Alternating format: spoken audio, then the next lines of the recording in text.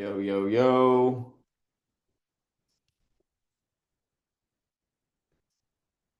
Zay is here. Ozzy is here.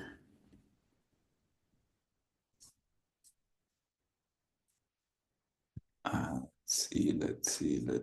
Come on, people. Come on in.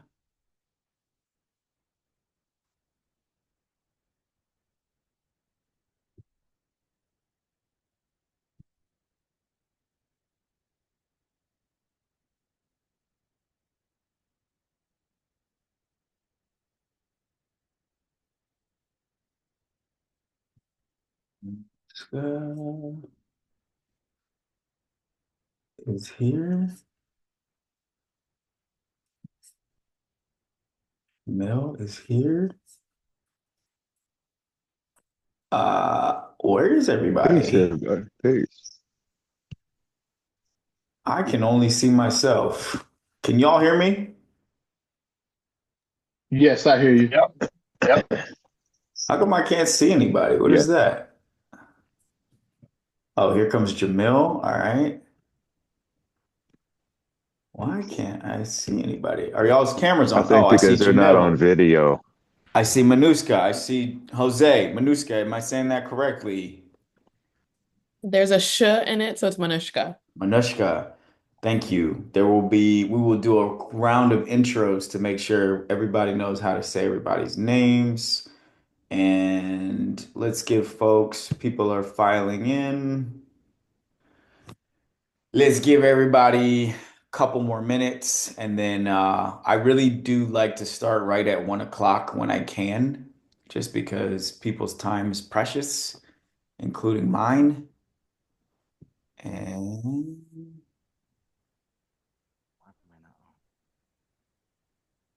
there's Carrie Richardson. Okay. There's about 9 people here, so I'm thinking let's get started. Grabbing my notebook. So there's a few folks here who are new today. And so I will quickly just give you a sense of what we've started here, because this is technically the third live Q&A, although I would really say that we truly started last week when we had about maybe 12 or 13 people on here. Um, I am doing this because for a few reasons. One is I just get inspired, get energy from other people's tracks, other people's journeys, other people's hunger, other people's creativity. And this can be a really lonely job sometimes, writing, producing, hosting, directing, all these things that we do can be really lonely. And I like to share energy with other people who are working at this.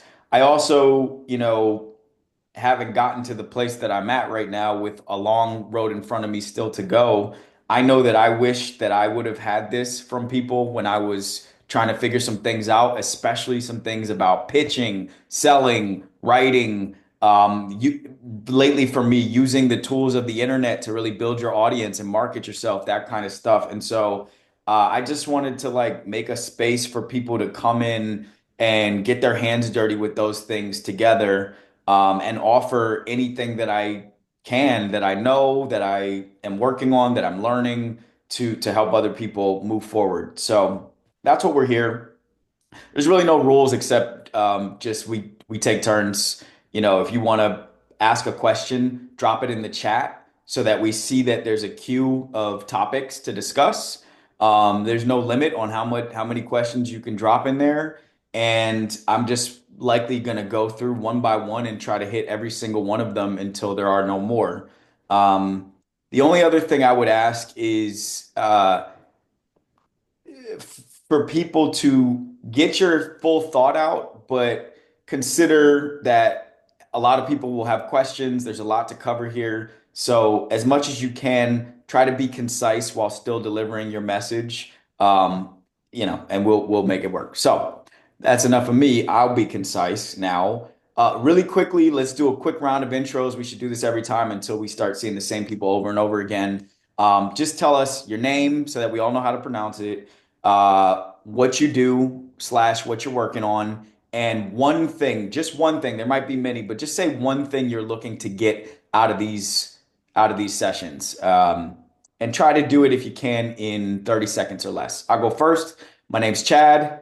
I am a writer and now I would say a public figure. And what I'm getting out of these conversations is the thrill of getting to share some things that I've learned and also getting to learn from your journeys by way of listening to the challenges that you're facing and how you're getting through them. So that's me. Jamil, could you go next? I'm just going to go in the order that I see them. Yeah, peace everybody. My name is Jamil Suleiman. I'm here in Seattle, Washington. I'm a storyteller, rapper, filmmaker, traveler. And I really want to see how I can push a couple things. I want to see how well I can kind of brand myself. I want to see how far a certain project, Curry in a Hurry, I can take. And finally, I want to build community with all of you y'all. So I will give it to Manushka. Thank you, Jamil. You said that correctly. Hi, everyone. I'm Manishka Jantus. I'm in New York, and I am a founder of a community-driven social club called the New Love Club. We create conversations and events around relationships and community. What I'm looking to, and I also am just a community marketing lead in tech, beauty, all the things. What I'm looking to get out of these sessions is I'm just looking to be inspired by people who are doing compelling storytelling and resonating with diverse audiences. And so, really excited to hear about your journeys and how you're doing that and share a little bit about my journey as well. I'm going to give it to Jose. Thank you, Manushka. My name's Jose Pichardo. I am a documentary filmmaker. I want to say our biggest avenue is civil rights movement. We work here in New York City, New Jersey. We do resilience in communities, and we go all the way to Mississippi and Florida, and there we do civil rights movement. I'm here to collaborate. I like healthy collaborations, and also, Chad knows I'm here to try to get to the point where I could do distribution for me and my team. And again, like Jamil mentioned, just to get to know everybody and see how we can help each other.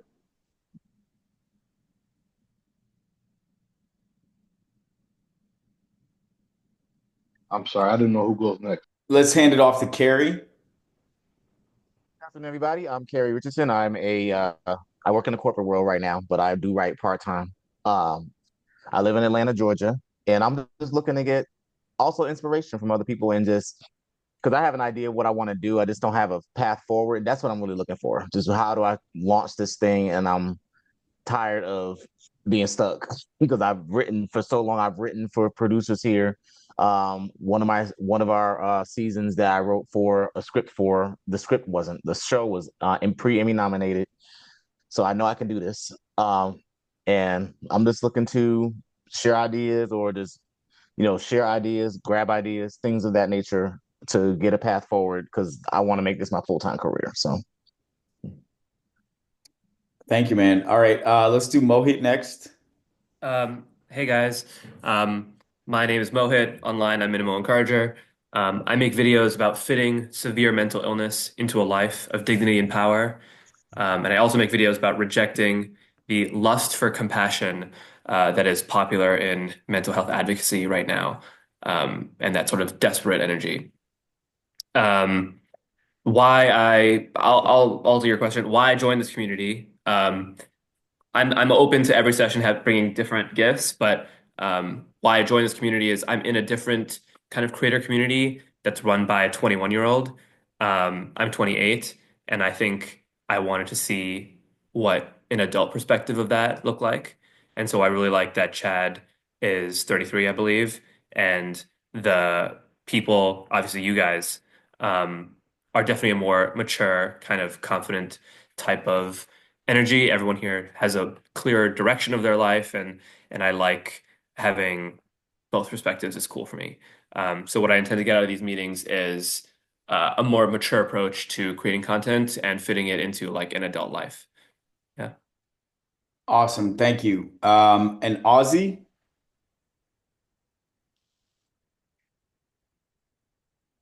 30 How's seconds. it going, y'all?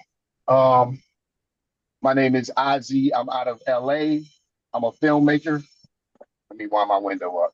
I'm driving. I'm downtown. It's loud.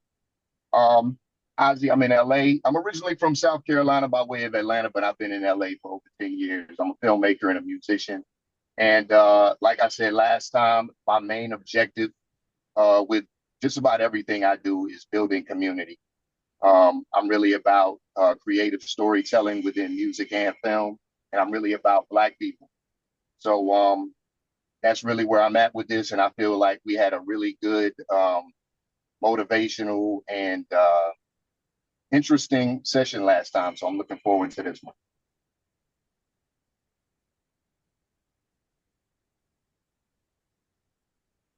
And let me see, has Alex gone? No, not yet. Okay. My name is Alex. I also work in the corporate sector. I'm a pharmacist by trade. If y'all have questions about meds for your loved ones or your pets, hit me up. I'll answer, confidential, completely free.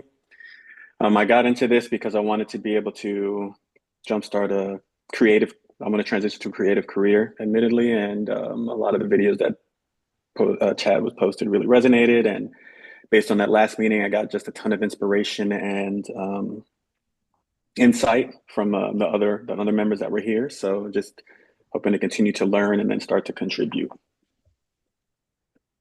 Awesome. And then Lawrence, and then Sean, I think, and then we should be done. Hey everybody, what's going on? My name is Lawrence. I have been a Hacking Hollywood member since the very first one. I am a screenwriter, DJ, artist, and recovering addict. And I joined so I could be able to tell my story and tell stories of people that don't usually get chances to be heard. And yeah, that's it. Awesome. And then I think Sean, did we already hear from Sean? No. Hey Okay. guys, my name is Sean Edwards. I'm in Connecticut. I'm an actor. I'm trying to learn to write. Um, I was working on a children's book, but I've since pivoted to a short. Um, so I'm just doing this because, as an actor, I don't want anyone to tell me what jobs I can and can't have. I want to be able to create my own work. Great. Okay. All right. All right. So, with no further ado, I'm going to move us right along. Please begin to drop your questions or subject topics into the group chat. And we're going to start with Jamil here. I'm going to ask that in giving context for your questions, be concise. Tell us what the question is. Give us the context needed within a minute or less, if you can, please, so that we can answer the question and keep moving. Word, thank you. Uh, um, so I just want to give one quick update. Since our last meeting, I've posted my first socials on Instagram, kind of did my own little Chad Sanders video and did some freestyles. So just glad to be in this group. It helps me, Awesome. really motivates me to kind of like put stuff out. So my question is, we talked about Curry in a Hurry. Just a so brief. It's a music video I did that I'm now trying to turn into some comedy content. About it a little bit last time. I think I might have told y'all that the music video came out 10 years ago, and 5 years ago I won a pitch contest to as if it was a show. I didn't have a script. They kind of sent me through the wires and had me learn how to write screenwriting for the last few years. And I've met a bunch of people in the industry. I guess what my question is now is I'm still at kind of like square one. We just filmed a teaser for the 10th anniversary pop-up, which was filmed in the way that we would film a show. So I wanted to test run that, see how the team ran, everything else. Like it was a low budget. That should be coming out in the next month. But like things are changing so quickly in the industry. I want to know what's the best strategic move I make with this project so I could write. I've written the pilot hella times. I don't know how many times. Written the pilot a lot. I'll probably have to write it again. It's 22 minutes. It would be great to film that, but I don't think I have the budget. And so I'm wondering if shooting a 10-minute short is best, shooting no short and just doing a pilot and maybe doing like taking that proof of concept I just made is best. We're still doing the social rollouts, kind of really connecting with the Desi South Asian hip hop community here in Seattle. So that's going to help kind of give it some gusto. But I'm just wondering, with my time, what's the best kind of way for me to frame this project in a way like what would be the best move for me right now? Okay. And some of this I will ask you to review because there are new people here and also just because I have a goldfish memory. So, what do you want to Okay. happen? What do you want to happen? That's the only way I can answer what to do next. I think my dream is twofold. One is to get better at my craft of storytelling and filmmaking. Two is I feel like a series is here, like a comedy show is here. I don't feel it. That's basically where I'm going for, and I think we're all on the team. That's what we're heading for. And I see that as like, your 20-minute, 22-minute, um, 5 to 10 episode season kind of comedy show. But I'm just wondering where that fits in the current trajectory of content making right now, especially with everything changing and the kind of traditional ways that I've been taught to pitch this thing up till now. Every time I do it, the person I'm pitching to is like, you got to do this, you got to do that. And I know it really heads to back into doing more social media content and making it on your own and building your own audience. So we're working on that as well. But I'm just seeing what other things we can work towards, if that makes sense. When you say everybody you've pitched it to is giving you different directions, give me a couple, like two examples of people you've pitched it to who have given you that feedback. It's actually it's actually the same direction, so I'm gonna be honest. But so one was this dude, when I won the pitch contest in Seattle, I was able to meet a bunch of people. One was the executive producer at LucasArts, like a big guy. And I was able to sit down and chop it up with him. And he was basically like, this is 5 years ago, right before COVID. He was just like, man, make it on your own and have them come to you. I was like, all right. Then a couple years later, after having gone through the screenwriting thing, I talked to a guy who co-wrote He's a co-creator of Workaholics. And I started working with him on my screenplay. And he was just like, we need to make this on your own. Go get some like dispensary weed companies, make it maybe more of like a stoner comedy kind of a thing, and see if they can get buy-in that way. So there was a little bit of a difference there, but I kind of feel like now even it's even more different. 2, 3 years later with who knows AI and whatnot coming in or whatever. Maybe I can produce this easier than I thought. Maybe it's not the same model that's taken in the industry. Maybe the industry ain't even biting at this anymore. So. Okay. Um, I think what I hear is two people gave you the same direction. You said that. Um, I have probably Basically. given something similar to that direction, which is make it, build an audience for it to prove that it's something, and then take it out from there. Because even if you got in front of an agent who put you into a pitch meeting with a network or a studio, to reduce their own risk, they would want to know that there's an audience for this. And I don't know if there's any way necessarily right now for you around that step, but it sounds like that step is either a challenge for you mentally in what you want to do, like in the way you want it to go, or a challenge for you in some other way that I can't see. What is the block there in taking that path for you? I think the question is like, what are we making that comes out on, what are we making that's going to build that reputation for the brand, so to speak? Like, what is that content? So if we were thinking originally of a 22-minute pilot written, shot, and kind of the old-fashioned way, maybe taking the festival, okay, does that change to a 10-minute short? If I do a 10-minute short, I can only really make one of those every few months. And that's not going to be enough to build a social kind of capital over time. So I guess I'm wondering, what are we making skit? You know what I'm saying? It's kind of like changing how I've seen the concept before. And so I'm trying to adapt it to social media to build a brand at the same time, be the business at the same time. So I'm wondering like, what am I making for that? The answer that I believe in that is not the answer that's going to give you peace is the answer is the one that you'll do. Like there are some people who have made a short film and won Sundance and then had that turned into a feature film and then that film is distributed. There are some people who become so big with their web series, like Insecure, that they're able to sell it to a network, then sell it to HBO, then have their series made. There are some people who get so big themselves as a personality, like I don't know, like a Drewski type, who are then able to sell themselves as a star, as a star vehicle for their own show. But there's all these different routes that sort of like lead to the same answer, which is you have to make something that has enough of an audience and a buzz behind it. And I don't mean like a couple thousand people. I mean like possibly hundreds of thousands of people who have watched this thing multiple episodes over or who are sharing it with people.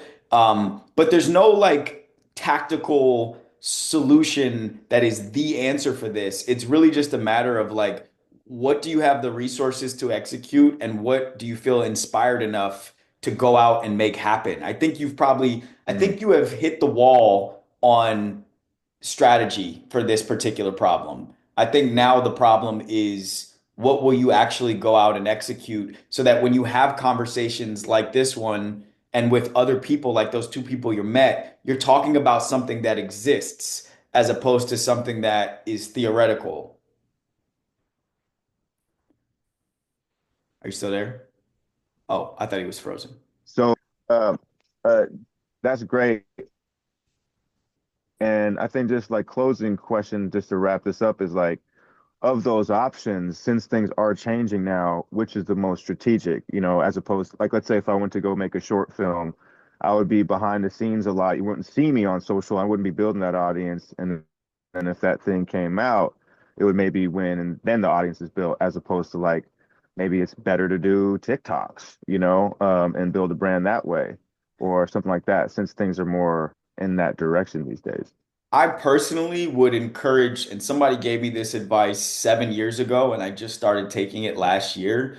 My advice would be uh, to let go of the idea that you are either making a short film or being present on socials. Your job as a storyteller is to tell the story of the Mm. story that you're making. Your job as the storyteller, if you're going to dive into it, which I see you've been experimenting with it, which is great because it's gonna help you, is you every day, everything you are building, your job is to tell people what you're working on because that's going to open up other opportunities for conversations about that thing that you might have never even imagined could have opened. The big psychological reframe that has occurred here in the industry over the last few years that is confusing, I think, to all of us is it used to be about trying to target to get that one right conversation with that one person who would open a door for you and it was like shooting at things with a bow and arrow, Hmm. trying to be precise. Now it's like throwing grenades and rocket launchers and bazookas. I hate to use all these weaponry metaphors, but now it's about making a big splash so that the people who are out there who could possibly help you can see you and can find you. I didn't reach out to any single one of you all by email. You guys found me because I was noisy and I was always talking about passionately about the things that I'm working on. And you said, I want to go see what's up with that guy. That's what you want to happen to your project. You want to be so omnipresent. Like this is I'm not the person, I'm the wrong guy for somebody who wants to be a coy artiste. I'm not saying that's you by any means, but like that is a type of person who's like being a creative is about only being out when you have something to say. It's about only showing face when you're promoting something. I don't believe in that. I think that's an aged archetype. I think your job is to start making, I would not stop. You've already started making content. I wouldn't stop doing that until your show has been picked up, until the right people are saying, what is this thing? This guy keeps talking about it. He's always talking about it. What is this thing? I have a song I'm about to put out. Chad do. And Mm. I've been, here and there sprinkling in asking questions of musicians and talking about how to promote it and trying to learn about independent distribution for music. And finally, yesterday, Corday, big rapper, texts me and he's like, what's up with this song? Like, what is this song you keep going on about? I've been talking about it for 3 weeks, but it takes time to get into people's, psychology, and that's your job is to make sure that no matter what, somebody out there who can help you knows about what you're trying to do. So, does that help answer the question at all? Perfect.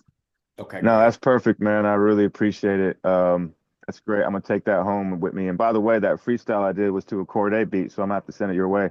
Oh, that's sick. Okay. All right. All right. Manushka says, question, how can I create content that resonates with men around building platonic and romantic relationships? I love this question already. While being mindful of my perspective and lived experience as a woman and finding scalable ways to reach more of them. What a fantastic question. For my social club, New Love Club, is that how you pronounce it? Perfect. We just launched in February 2025 and going to start shifting the conversation to men. Okay, I love this question. I think I understand it, but I would love if you could just give like a minute or two more of context so I can try to give a great answer. Of course, thank you.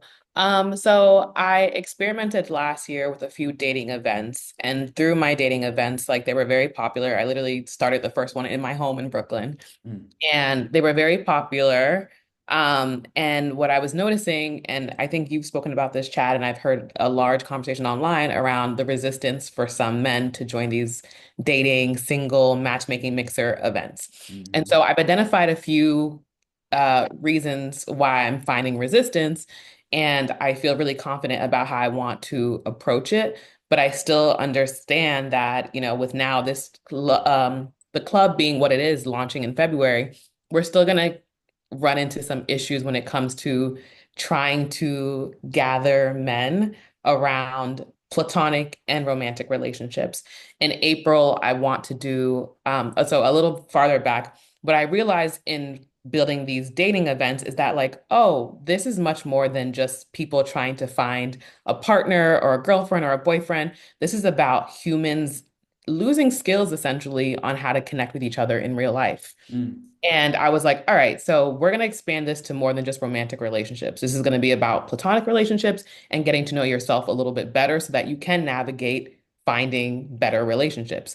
And so we just did a Women's History event last month, which was fantastic, amazing. I feel very confident about how I can gather women. I've been doing it all my life. We're doing experimenting with a guy hang in April, this month, at the end of the month. And I've gotten at least like 20 to 30 men who say they're interested, but there's a lot of fear of gathering men together that they don't know each other. They're a little nervous. It's like, I don't really want to do this. And so as I think about how I'm creating this ecosystem around my two segments, which is men and women, seeking heterosexual relationships at this moment right now, I want to be mindful about how do I create compelling content that is scalable, and knowing that right now I'm very limited with resources. I'm working on branding, we're working on messaging right now with a designer, but I want to be mindful of what I have in front of me, which is my mouth, my voice, the way I create content, and it resonating with men. Oh, I love this. This is awesome. Okay. Um, just a couple things just to sort of get them out there and get them out of the way is I think being extremely present on socials, being consistent, being high volume. Like that's just stuff that I have to say over and over again to other people and myself because it's the only way that this thing works. You all probably saw me post on socials, post in the school group, so many different ways. If you want to sign up for this, if you want to subscribe to this, do this. And after 10 different ways of doing that, I still had people today be like, wait, but where do I sign up? What's the thing? What time is it? And I think to generalize broadly, men specifically are even worse at following instructions than we are as a general population. So beyond that, I am curious. So if I'm circling the problem to solve here, it is basically that you are building a community for single heterosexual people to meet, and you are having a hard time getting a commitment from men to participate in the community. Is that right? Yes, I would say yes, but this is like expected or not expected, I should say, but it's a common thing that happens with these types of events. Yeah. I've identified some of the problems, but I feel like I'm looking for more scalable ways to resonate with people. But yeah. Okay, great. Ha One more thing I'll add is it's Please. not even only romantic relationships I find men to be a little resistant on when it comes to these types Yep. of events. It's even platonic relationships. Like I know some of these guys do not have deep, meaningful relationships with other men. But when I tell them Mhm. like, oh, do you want to come to this guy hang? They're like I'm good. I'm like, okay. Like I speak to your girlfriend. She says, please bring him somewhere because I cannot Mm. take on the emotional burden of all the Yes. problems. I love him, but like get some friends. Yes. Okay. I love that because as you have seen, like this is a problem that's top of mind for me. It's also a problem I have close friends trying to find solutions for. And I'm also one of the solutions I have hypothesized on is like, can you get the ladies in their lives to be the ones to get them to go? And even still, I think it's a challenge. Okay.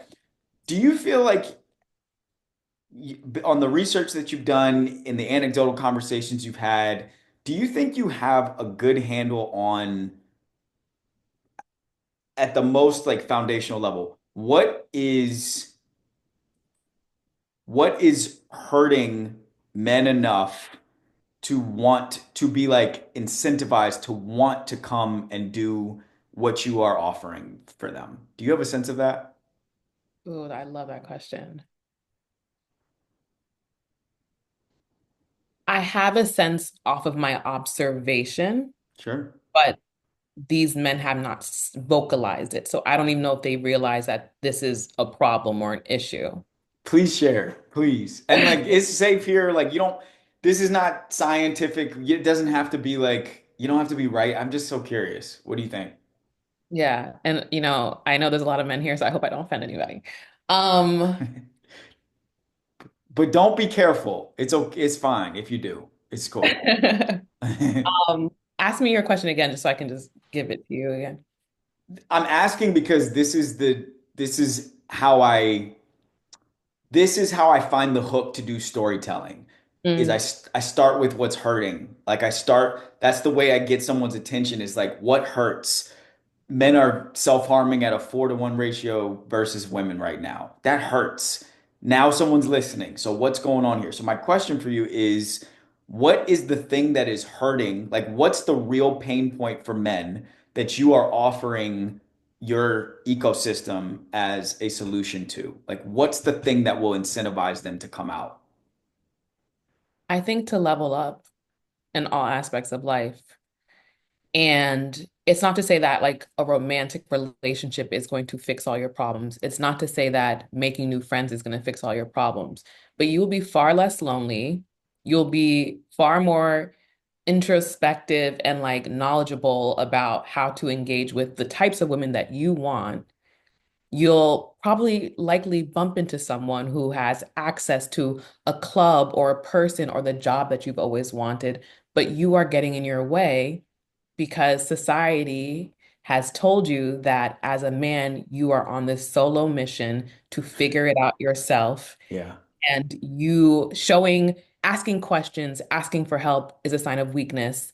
And it might get you you know, it might knock you down a peg in other people's like minds. That's what I'm seeing. That's And so powerful. yeah, what I'm offering is a safe space where, or I like to say a courageous space, because we need courage to do these types of things, where you can get to know yourself a little bit more, get to know other people's stories as you are pursuing the life that you truly deserve and that you want. But it takes you understanding that you need something or that there are some additions that could be good in your life for you to get there. That's powerful. And for the guys who you have gotten to participate, have you what have you seen in their success journeys as people who actually did make it in? Maybe not even success in the sense of like they've had a full evolution and they've gotten all these benefits, but like what's gotten them in the door? I think a mix of things. I think the content that I was able to like experiment with spoke to some of them. I think having really good relationships with men in general, like I have a very healthy, wide range of like friendships, brothers So the word of mouth of being able to tell this guy and tell this guy and being like, all right, it's Manushka, or okay, like seems interesting, I'll trust you. Hmm. And then once you get them in the door, the experience is lit. And I'm like, of course it is. I know how to throw a party. I know Right. how to throw a gathering. And so Hmm. I've earned their trust, but it takes getting them in the door. Okay. So just to circle back to the question, because I want to make sure that at least the beginning of an answer occurs here. Can you circle back to your precise question so that I can start to help you answer it? I also just want to throw out there to you, like when it comes to the marketing of this, the advertising of this, the digital using your digital platforms to reach out, even potentially using my digital platform to get people out, because I'm based here in New York. This is something I speak on a lot. That is all available to you, and that's something we can also talk about offline when we, come back to it. But what's the question so I can make sure that like we get some form of an answer here. Yes. I would like to, as I think about my content pillars and how I'm going to start messaging to men, that's in my Hmm. content and my branding. How can I create messaging pillars that resonate with men around why it is valuable to build better romantic and platonic relationships and how the new love club is going to be your place to do that. Okay. I have three answers I have three offerings that I think will help get the engine started.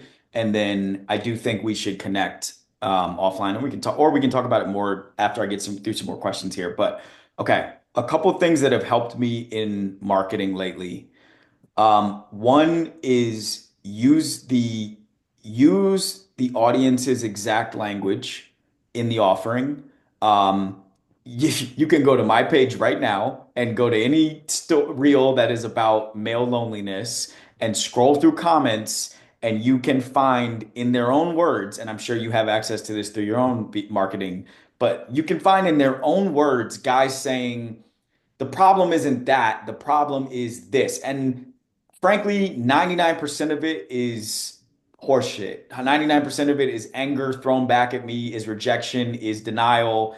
But there is some value there in someone saying in their own words, you're close to hitting what I'm saying, but here's what I'm actually going through. And if you can use those same words reflected back to them, you might have a better chance of hooking them onto to what you're offering. Um, Testimonials and success journeys are always very powerful. From now on, every time I'm in a room with Lawrence, I'm going to be like, Lawrence, tell these people what you're getting out of hacking Hollywood, because Lawrence is going fast. He's going through all the materials. He's taking up every offering, and he's look at his face and he's happy. So and I could try to sell people on this outcome and this outcome and this, but like happy speaks for itself. We all have like a happiness radar. So testimonials. Also, within those testimonials, sorry, now I'm getting excited about it. I would put a camera in each person's face who has had fun coming to your thing and get them in an imperfect but well lit and well audio quality way. Get them in their most silly, happy, joyful, thoughtful. Just capture a snapshot of them in 30 seconds to a minute of them being like, oh my God, I didn't want to come, but like I came and Manushka, da da da, like those things travel, and you'll have a asset chest of content that you can reuse, that you can boost with advertisements for like 5, 10, $20 a day, nothing crazy. That will start to fill up that bank of guys who are willing to come out to your experiences. There's so much more though to that, like there's so much there. And I mean, I'd be happy to share with you like some of what I see in the data that's coming back on the back end of all these reels and stuff that I'm using talking about this stuff, but it's a really tough nut to crack, man. One of my best friends down in Houston has this dating service that he's built, that he's building. He really just started a couple months ago, but he has a 50 question survey for single people down there, and 90, or what is it? 80% of the respondents have been women, and he's just trying very hard to get men to be responsive and struggling. But let's start there. I'm gonna move on to another question, but I really love that question. So, Thank you so much. Lawrence, oh, I'm sorry, Manush, what'd you say? No, I just said thank you. I'm obsessed. Oh, I love it. oh, okay. Lawrence says, we spoke yesterday during our one-on-one about outreach on LinkedIn. I wanted to know, would it be good to reach out to producers and creative directors through LinkedIn or find their socials, email, and or through LinkedIn? Is there a specific way to create these emails? Also, do you recommend using posts? Is there anything you want to add to that, Lawrence, or can I just jump in? You can jump in pretty much. Okay. Here's my thought on outreach in general, and then we can get more specific to LinkedIn. Hmm. Um, you are in it, and Lawrence, we spoke on this a little bit in our one-on-one. You are, as you stand now, the odds are against you to reach the person that you need to open the door to reach the next person, right? You're building an audience on your own. That's your job. But you also, at some point, want somebody to open the door and say, hey, I am willing to look at what you're offering. I am willing to evaluate it and decide whether or not I will pass it on to my boss, who will pass it on to their boss, who will pass it on to somebody who can greenlight it. In order to find those people, being thoughtful is important, but being careful will not make it happen.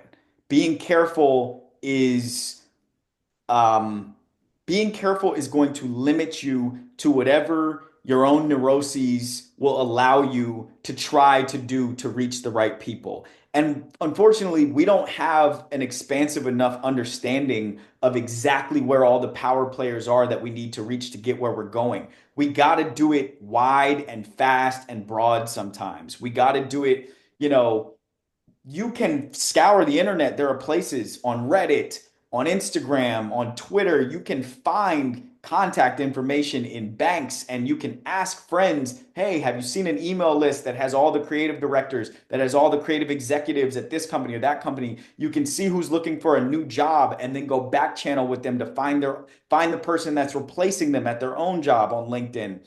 I don't, as far as outbound, I don't think you can ever be, this is my personal philosophy. I don't think you can be rabid enough. Yes, somebody will say that Lawrence is, and you know, I mean, look at the people on this call, right? So we can all relate to this. Someone will say, yeah, that Lawrence, he's too aggressive. Someone will say that Lawrence has no professional decorum.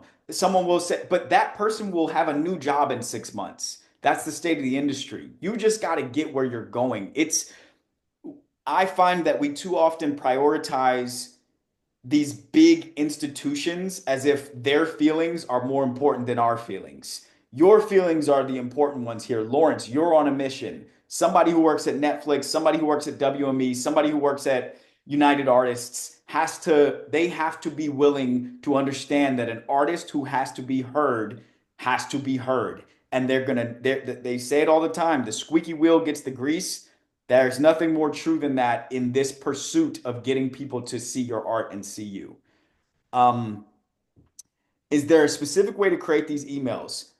The hook of anything that you make is probably the most important part of that thing outside of the call to action. The first 3 seconds of a reel, the first 3 seconds of a TikTok, the first sentence of a conversation. Lawrence, we talked about the pitch for your TV show yesterday. The first sentence of that pitch, the first subject line of your email.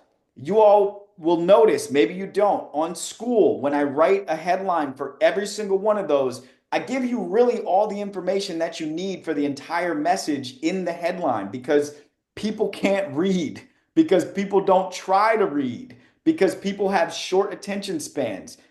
Make sure the headline of your email says in 10 words or fewer exactly what you need somebody to know and what you need them to do. If you want them to take an action, say action required, action requested, semicolon, dot, dot, dot, whatever it is that you're talking about. Be bold, be specific, be actionable in your headlines for your emails. Also, do you recommend using posts? Do you mean on LinkedIn? Hmm. Yeah. I mean, listen, if you have to prioritize your action, I think as an aspiring writer, eh, LinkedIn is probably lower on the priorities list than, for instance, Instagram, YouTube, TikTok, X, Threads, Substack, etc. But anywhere, I mean, I like to really reduce this back to what it is, right? These are just human beings on the other sides of these screens. You're trying to find any way you can find an advantage to reach that person on the other side of the screen. For me, I just had a book to promote. I knew, I saw Torre, the journalist, respond to one of my posts. I DM immediately. Hey, can I send you a book? He says, yeah, send it to this address. So I drove to the address with the book in hand and rang his buzzer, and he comes down and I get to hand it to him to his face. That's the thing that sets you over the line to getting the opportunity you want. I'm not saying pull up on every single person you want to open a door for you. What I am saying though is like use all of your vehicles, all your avenues. You live in Virginia, so you can't drive to Torre's house, but you certainly can DM him and send him a thing to his P.O. box and follow up on another app to say, hey, did you see my thing? That's your job. You are the manager. You are the agent. Like that's all incumbent on you. Carrie Richardson says, when you say put yourself out there, do you mean putting my scripts pilots out on social media without fear of it being copied? Copied. Carrie, do you want to expound on that? Because I've seen a lot of your videos, and you say, you got to put yourself out there. You got to put yourself out there. Make yourself visible. And the Mm-hmm. best way I can make myself visible is by my scripts, because that's what I want to do. Mm-hmm. Um, and I put some stuff out there. Like I said in my intro, I've written for producers here, a producer here. Um, but I want to branch out now and do my own thing. Now, do I put a script out there on social media so people can see, for so eyes can get on it? But I know that there's a risk of it being copied, and I'm trying to, and like you just told the last person, that conservative, that's not going to help you. That's being careful is not going to help you. So I think in that you answered part of my question. Um, that's what I'm talking about. So do I go on my Facebook wall? Do I put my script up there? Do I make a page and just put my scripts on there and put my writing on there and get a following, things like that? Do I write? I've written a 10-page script for a short. Do I put that on there? Do I produce it myself? I mean, all these things are going through my head along with life. But I hope I was able to expound on what my question Yes, was. I do. I understand. I think you have the right idea, which is don't be careful, be bold, and be present on socials. What I would also add to that is be considerate of the audience.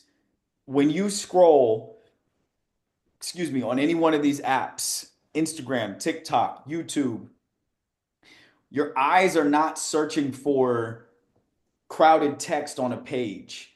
Your eyes are searching for faces. Your eyes are searching for images that tell you that say something to you. Your eyes may be searching for five bold words that mean something to you. They're not necessarily searching for a script. If you put something with more than 20, 30 words per frame onto one of these apps, you're going to immediately discount yourself for the algorithm itself and for many people who are scrolling. You are a storyteller. What you're trying to get, the hardest thing to do is to get somebody to pick up something and actually read the words on the page, right? Um, I've at this point probably sold 20,000 books. I bet a quarter of the people who bought those books, maybe a tenth of those people actually read the words on every single page. But what they did do was invest in me, the storyteller, invest in the book, the art on the front of the book, the packaging of it, the name, the publisher name, the store that they bought it in. And it's your job as the storyteller, Lawrence, we just talked about this yesterday, to create a package that on every level looks like it makes somebody say, I want more of that. Carrie, I bet you could put a camera in your face or on something you find interesting that's not words on a page and tell a story. Off top of my dome again. I don't even need a Who's rapping, and tell a story that relates to the screenplay that you're trying to pitch. I bet you could get two friends together to do a 1 minute read of one scene from that script that you can then put it out as a reel. So I'm not saying put the script out itself because that's going to be a difficult. I don't even like I would forget about somebody stealing it. I think you would be hard pressed to get anybody to even look at it. But what you want them to look at is the storyteller and his point of view and what he sees in the world, which is a story you can tell with images, voices, faces, not so much a screenplay. And then when you see somebody engaging, you follow up. You say, hey, I have a song I'm putting out. I just said that, right? I saw Estelle 3 months ago comment on a video that I put up. I haven't had any engage with her since that day, except I just said, "Hey, thanks for seeing me" or something like that. But yesterday, I went back and tagged her on a video talking about that song because I know she was paying attention at one point. Maybe I can get her attention again. Maybe she can do a remix for it. Maybe she can introduce me to her producers, whatever. That's your job, is you're putting those pieces together that way. But always with the audience in mind. What are their eyes looking for? That's really the important part here. Also, I just want to tell you, if you decide to use your own face in the frame on these images, take your glasses off because of the glare so that people can see your eyes. That's really important for everybody that's listening. If you ever wear glasses, you all would be surprised by the simple things that get you from 1,000 views on your video to 50,000 views on your video. Lighting, backdrop, how clear is your audio? Can we see your eyes? Is your face in the middle of the frame or is it hiding down here? Are the captions up here or are they on the contrast of your shirt where you can't see them? All these little tiny things are really important for what you're trying to do here. All right. I'm going to move on. Where's the next one? Thank you. Yes, sir. Yes, Carrie. Anushka. Da, da, da, da, da. Here's me putting myself out there. If y'all are interested, here's the freestyle. Okay, we will come back toward the end of the conversation. We will take a look at things that people want us to like. If anybody wants instant feedback on a story post, on an Instagram post, whatever, we will come back around for that. Okay, I don't see any more questions in here right this second unless I'm missing one. Does somebody have a question that they want to get to? Or should we go back to Manushka's question and be her live? If you're into that, I don't want to force that on you because if you're I into just it, we can be want your. to make sure that anyone who has a question can go, but I am very open. I'm in my education feedback era, so give it to me. Okay. Because I'm I so have one quick curious. follow-up. Yeah, go ahead. So I noticed you do tell us quite a bit to sorry, let me turn this on. You Who's do tell talking? us quite a Oh, bit to tell the I'm sorry if I'm paraphrasing wrong, but mhm. tell the story of the storyteller, right? I've Yes. noticed that you like between this and that last session, so I understand the importance of it. I think where I get confused is how close to the content you're trying to promote, how close should the story of the storyteller be to the story you're trying to tell? Does that make sense? Yes. And what I would say is that's up to you as the storyteller. And it's going to change for every different story that you tell. Um, I've written for two TV shows. One was about college kids. The other was about college dropouts trying to get in the music industry. Written two books. One's about how to climb the corporate ladder. The other's about how to eject from the corporate ladder. I've written, I've done podcasts. One about money. One about quitting things. One about something that came up in high school about a friend who died.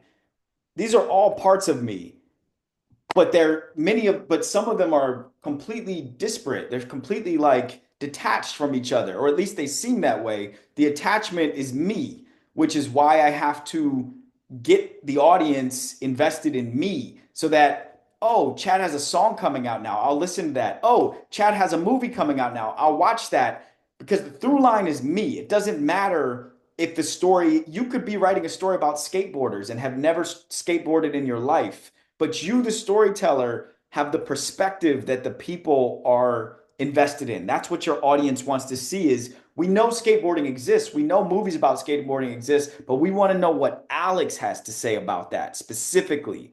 That's what you're trying to build. It doesn't, you don't, I, I think people too early in the process overthink what is my brand, what is my consistent topic of interest that you guys will see me one day talk about Hollywood, the next day talk about male loneliness, the next day talk about Stephen A. Smith, the next day talk about that. Like, the through line is you. That's what we're here for on socials. When we go see your movie about skateboarders, and you market the movie about skateboarders, it better not be about Stephen A. Smith. But on your socials, it's about you. So talk about what's gonna the difference in what's gonna make your videos, your posts, your reels, your carousels, the difference in what's gonna make them share is, are you invested enough to show up as an energized version of yourself, to write a caption that actually says something, even if it's short, to spend 1 extra second, but not 10 extra minutes, but 1 extra second fixing your lighting before you do the thing? That's the part that's translating, is like, do you give a shit about it? If you don't, people can tell, and they don't know they can tell, but they can tell, and they just keep scrolling to the next until someone else stops them who actually cares. Does that help to answer your question, or maybe not? Absolutely. No, that was exactly like that. That answered it. Yes, thank you. Yeah, it's like again, and I think we're gonna get into this when we come back to Manushka's problem to solve, is like, they're just people. There's no, the algorithm is trying to recreate human attention. It's doing its best to serve people what they like, what will make them stick around, what they won't even admit that they like. You can find out what you like by going to your explore page. It's telling you what you like, even if you don't want to admit, I like shit like that. That it knows what you like because it knows what gets your attention. And so you don't want to, I think people have this tension where they're trying to like be at odds with the machine because I'm an artist and I'm a human, and I'm not projecting that on you, Alex, but I know I've been through that, and I see a lot of people go through that, and they're like, I'm better than the algorithm, I'm better than the machine, I'm better than this, I'm better than that. But unfortunately, you are serving a meal at a restaurant that they have built, and people are sitting at the tables. You got to serve them at the tables. If you try to serve them on the floor, if you try to serve them in the bathroom, they're not eating that. You got to give it to them the way that they like it, and that's what you do here. And then when you take them to your art, you make your art the way you like it. You make your art the way you want to tell it. But when you're meeting them in the marketplace, meet them where they're at, you know? Awesome. Thank you. Yeah, that was very helpful. Yeah, man. Okay, before we circle back to Manushka, does anybody else want to get some questions in there? I want to make sure y'all get your time, get your money's worth. Okay, well then let's go back to Manushka if it's okay. I mean, you said it. You got 9 guys here, so if you want to do some market research or some whatever field research, the floor is yours. Yeah, thank you. Sure. I saw some comments in the chat, so thank you. I also saw something around like the guy hang and just understanding like who I am marketing to and like how that language would even resonate with them. I never want to, the people I'm trying to attract are people who value experiences and being around people that can like level up their life. I don't want to speak to them at a place where, oh, you're so sad, you're down, oh, you're single, oh, you have no friends. And I think there's a tension between stating what the problem is and showing that you have a solution without talking down to people. And I'd love to hear from anyone here or even you, Chad, on how to understand that there's a potential problem and how you have the solution, but doing it in a way that doesn't talk down to people. I don't know if My you, sorry. Oh, just a Mohi, I actually want you to take the floor more than me. I just want to say, reflect back something I just said to someone else. I already forgot who it was. Maybe it was Alex. But these parts of what you're trying to solve are precious as content. Like, this part where you're hitting your head trying to figure out how to get men to come out, this is precious. Tell that part of the story. Okay, I shut up. No, I was just gonna say, a social media ad that got me out is, I don't know if you're familiar with the company Time Left. Mhm. Yeah. So their ads, like I've done it a couple of times and I enjoyed it. So maybe you could look to them for inspiration. And I definitely think that it was like marketed in a sort of gender-free way, which at least spoke to me. Yeah. Good to know. Thank you. And I would also just tie back time, like time. It's called time left. Is that what it's called? Yeah. It is like the deeper you're willing to go on the like the pain point of time left is like you're gonna die. That's really intense. But it does like I'm trying to tell this story to my fellow men as I'm also like dealing with this stuff myself. I'm like, we are so lonely that we are taking ourselves out. Is that not enough to motivate us to try to be open to friendship, to try to be open to connection? So as much as you're willing to tell the story in ways that are really grave, I think you will find some benefits. But Lawrence, you're about to say something. I was gonna say something like, there's a girl, she has a like a thing on Instagram called Compliments for Black Men. And Mm, she does stuff like "I love you, black man." And if you know what I'm saying, no offense to nobody who's not black, but she says like, um, if you're not, a black man who needs to hear this, keep scrolling. So I was like, I think like, maybe for your demographic, having somebody like who's like a mediator, or having somebody who's like, could sit down and like, you know, have like a circle, like, okay, like what's going on with everybody, like what's something pertinent in your lives that you're trying to do right now. And it's maybe like I don't know, it could be a psychologist, it could be somebody who's like a life coach. you know um I don't feel like it matters their gender. I don't think it would matter if it was a black woman or a black man, or you know I just think it would be good to have like somebody who's like a life coach or a mediator running the group, and it's kind of like aimed towards like team building. Because I think like for a lot of men, they like, well, why would I go hang out and have fun with other people when I could just do it by myself, or I could just do it with my crew? Like I could just stay home and play video games by myself, or I could just stay home and just go out for drinks with my best friend, who may not be somebody that is helping them level up. You know, because that's a problem too. Like men being by themselves, but also hanging out with people that's not helping them push them forward. They just hanging out with them because of like the past and loyalty and stuff like that. familiar. So I think that would be yeah, I think that would be good, like making it more like you know a little bit like a best of both worlds, like a little bit of networking, but also a little bit of like you know you know like come together social, kind of like a blending the two. I love that.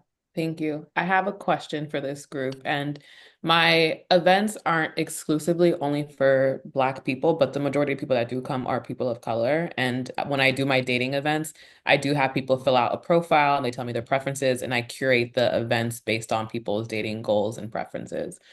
But I will say the majority of my audience is people of color, is Black people. This guy invited me to his group chat of guys because he's like, I want you to ask some questions and just hear what we talk about when it comes to relationships. And something he told me about Black men in particular, and I don't know everyone how that you identify, but I'd love to just throw it out there to see if it resonates. He was like, getting a group of Black men to, he said, men assign their value by the attractiveness of the woman that they're able to pull. And sitting down with a bunch of guys to kind of talk about relationships and datings kind of feels like you're giving your secrets away, especially among a group of Black men. There's something about feeling like, I don't want you to know that I'm struggling, or I don't want you to know how I'm navigating this because I'm supposed to be dominant. And I was like, oh, you're hitting on something. So I want to put that out there to see if it resonates at all. I would like to weigh in. Okay, this is so good. All right. I think first and foremost, I would like to say that in my experience and my observation, with exceptions, of course, do believe that men see their self-value largely as a reflection of the woman that they are able to attract, heterosexual men, or bisexual men, and maybe not bisexual men. I don't want to actually speak to that because I haven't observed that. But what am I really trying to say here? I think if you give, this is unfortunate, but like if you give dudes an opportunity to share and feel seen, I think they will participate. But the unfortunate inverse of that is I think in many instances, guys don't want to sit there and listen to another guy teach them or share with them how they have been able to have success in a way that the other one has not.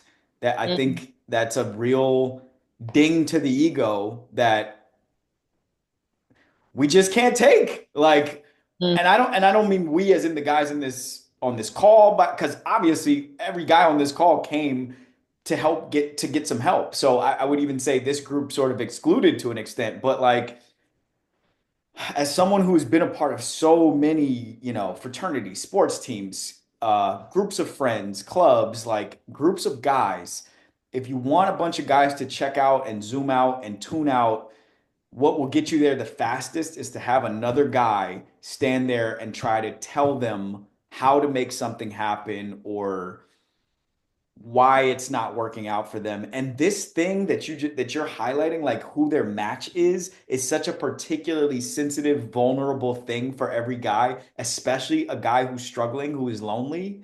That again, I mean, this is maybe not helpful, but like if you crack it, what a gold mine! Like you win forever. But it's just so we're holding it so tightly like this. mhm, Yeah. mm. I mean, what's okay, what is the difference between a man here like, I'm not listening to this guy versus like I'm just say LeBron. A LeBron where you're like, oh, I want to be there. Like I need to hear what he has to say. Or even you, Chad, like we're all on this Zoom because you've resonated with us in some way that we're here. I was about to say, not for the ego stroke. Please, y'all, tell Manushka what makes you willing to sit here and learn from another guy. I want to chime in on there because I this is the reason why I even came on here, right? Chad he's younger than me. He's more successful than me. So most men will be like, God, I ain't going over there. So besides just the ego part, it's you know it's almost like that little boy syndrome. You know what I'm saying? It's like you compete like unhealthy competition, and I completely stopped doing that. I do healthy collaboration. So to get the people in the room, it's gotta be almost resonated. And I know for me, this is just me speaking for me. That's when I stopped being on this competition, top dog, alpha male to how can I help? Because you never know how we can help each other. I started doing that. This is what puts me in rooms like this. So Love. So I just want to say, I don't identify as short, but I'm 5'7". You know, I am seen as a short man to many people. And and also I'm Indian, so I generally am like narrow framed, thinner, smaller, lighter. Throughout my entire life, I've just noticed that there has been this like deep theme of violence in any group of men that I hang out with. Like unsolicited, even now, as an adult, as a grown man, people will come up to me and be like, oh, like I could kill you. Like I could straight up kill you. Like grown men will. I was on a film set again with creatives, and like one person just came up to me and said that. I was just like, wow. Like I remember being told that repeatedly in high school, but like you're an adult and you're telling me this. Like that's crazy. Like um or like people will comment to my body, whatever, whatever. Right? So I think in the context of men, the I'm not a man who seeks dominance. I'm a man who's very, very, very, very, very confident in what I have and what I don't have. And I think I succeed in dating women for that reason because I don't feel the need to prove anything. I just show up as I am, and I think people appreciate that, right? Um, but in any circle of men, as soon as I like get a whiff of that, I think that's what everyone's talking about when they talk about a guy just like promotes himself to teacher like of that moment. It's like oh, this person is trying to like show it is basically the equivalent to like walking up to me and being like, "Oh, I could kill you." Being like walking up to someone like, "Oh, like you make me look like a Chad. You make me look amazing." Like it's like inherently a demeaning activity. Like they're not there to teach. That like we all know like them talking about how much like pussy they grabbed over the past year. It's like they're not trying to educate. They're trying to self-aggrandize and it's like inherently violent. It's hard to explain, right?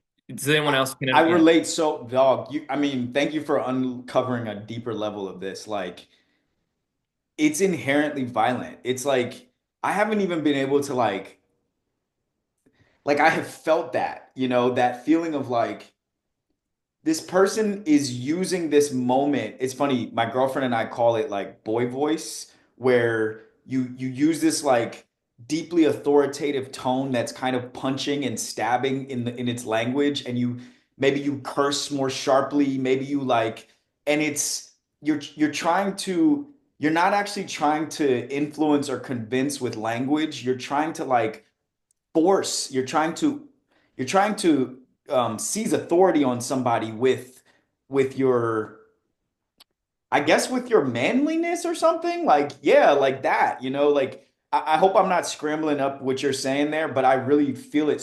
I feel it. And he's right. Like as soon as I sense it, I think I have a similar fight or flight response to you. 90% of the time, it's like people think like, oh, he's an aloof creative person, but it's not that.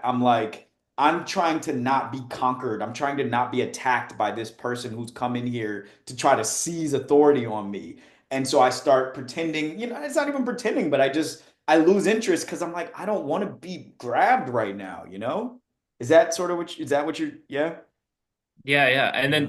then and Chad's absolutely right that I've noticed that same thing where I'll pull back and I'll like come home and I'll be like, oh, like I don't really feel like I connected or like I felt like dissociative or sort of not with myself. And it'll be hard for me to place why until like a week later, I'll be like, oh my God, that one fucker, you know, um, so that's like I think like setting the vibe like very clearly being like, oh, like this is like the best. I do this when I host events, like take space, make space. So like having it be a very reciprocal. So even if someone wants to be alpha, even if that's who they're used to being, like everyone has space to put their energy out? Yeah. I want to be mindful of time, but I have so many more questions. So I don't. Please, yo, keep going. This is, I mean, unless if somebody else wants to, like, we're not dedicated only to this cause right now. So if anybody else wants to get a question in, but let's keep coming back to it because I also want to add, I think you're like some value you're going to offer guys in those spaces, especially guys who feel like not me, Chad, but like Chad is always coming in and dominating, is like you are a really talented facilitator. I can already tell that. So you can give space to the guys who have something to say, but whose voices usually get dampened by the guys who come in doing an ego contest.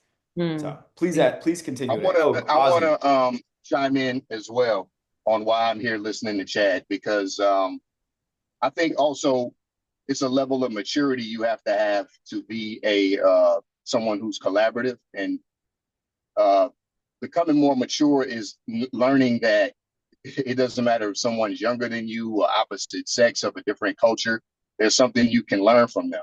I learn from children. I have a 5-year-old. I learn from him all the time. You know what I'm saying? So like seeing that Chad is experienced and more successful in a part of the space that I'm looking to be more successful in is what drew me to actually participating in the lives and seeing what you're trying to do with getting men to I've actually for some reason over the past couple months heard more about people trying to do something similar to you with speed dating and all of that kind of stuff and hearing the same statistics that it's 85% women there, like one or two dudes, like 20 women. And it's like, um, I think that y'all are hitting on something and also uh, an issue that's a little bit broader, seeing that there's a lot of guys who are drawn to like the manosphere and like the negative aspects of dating and just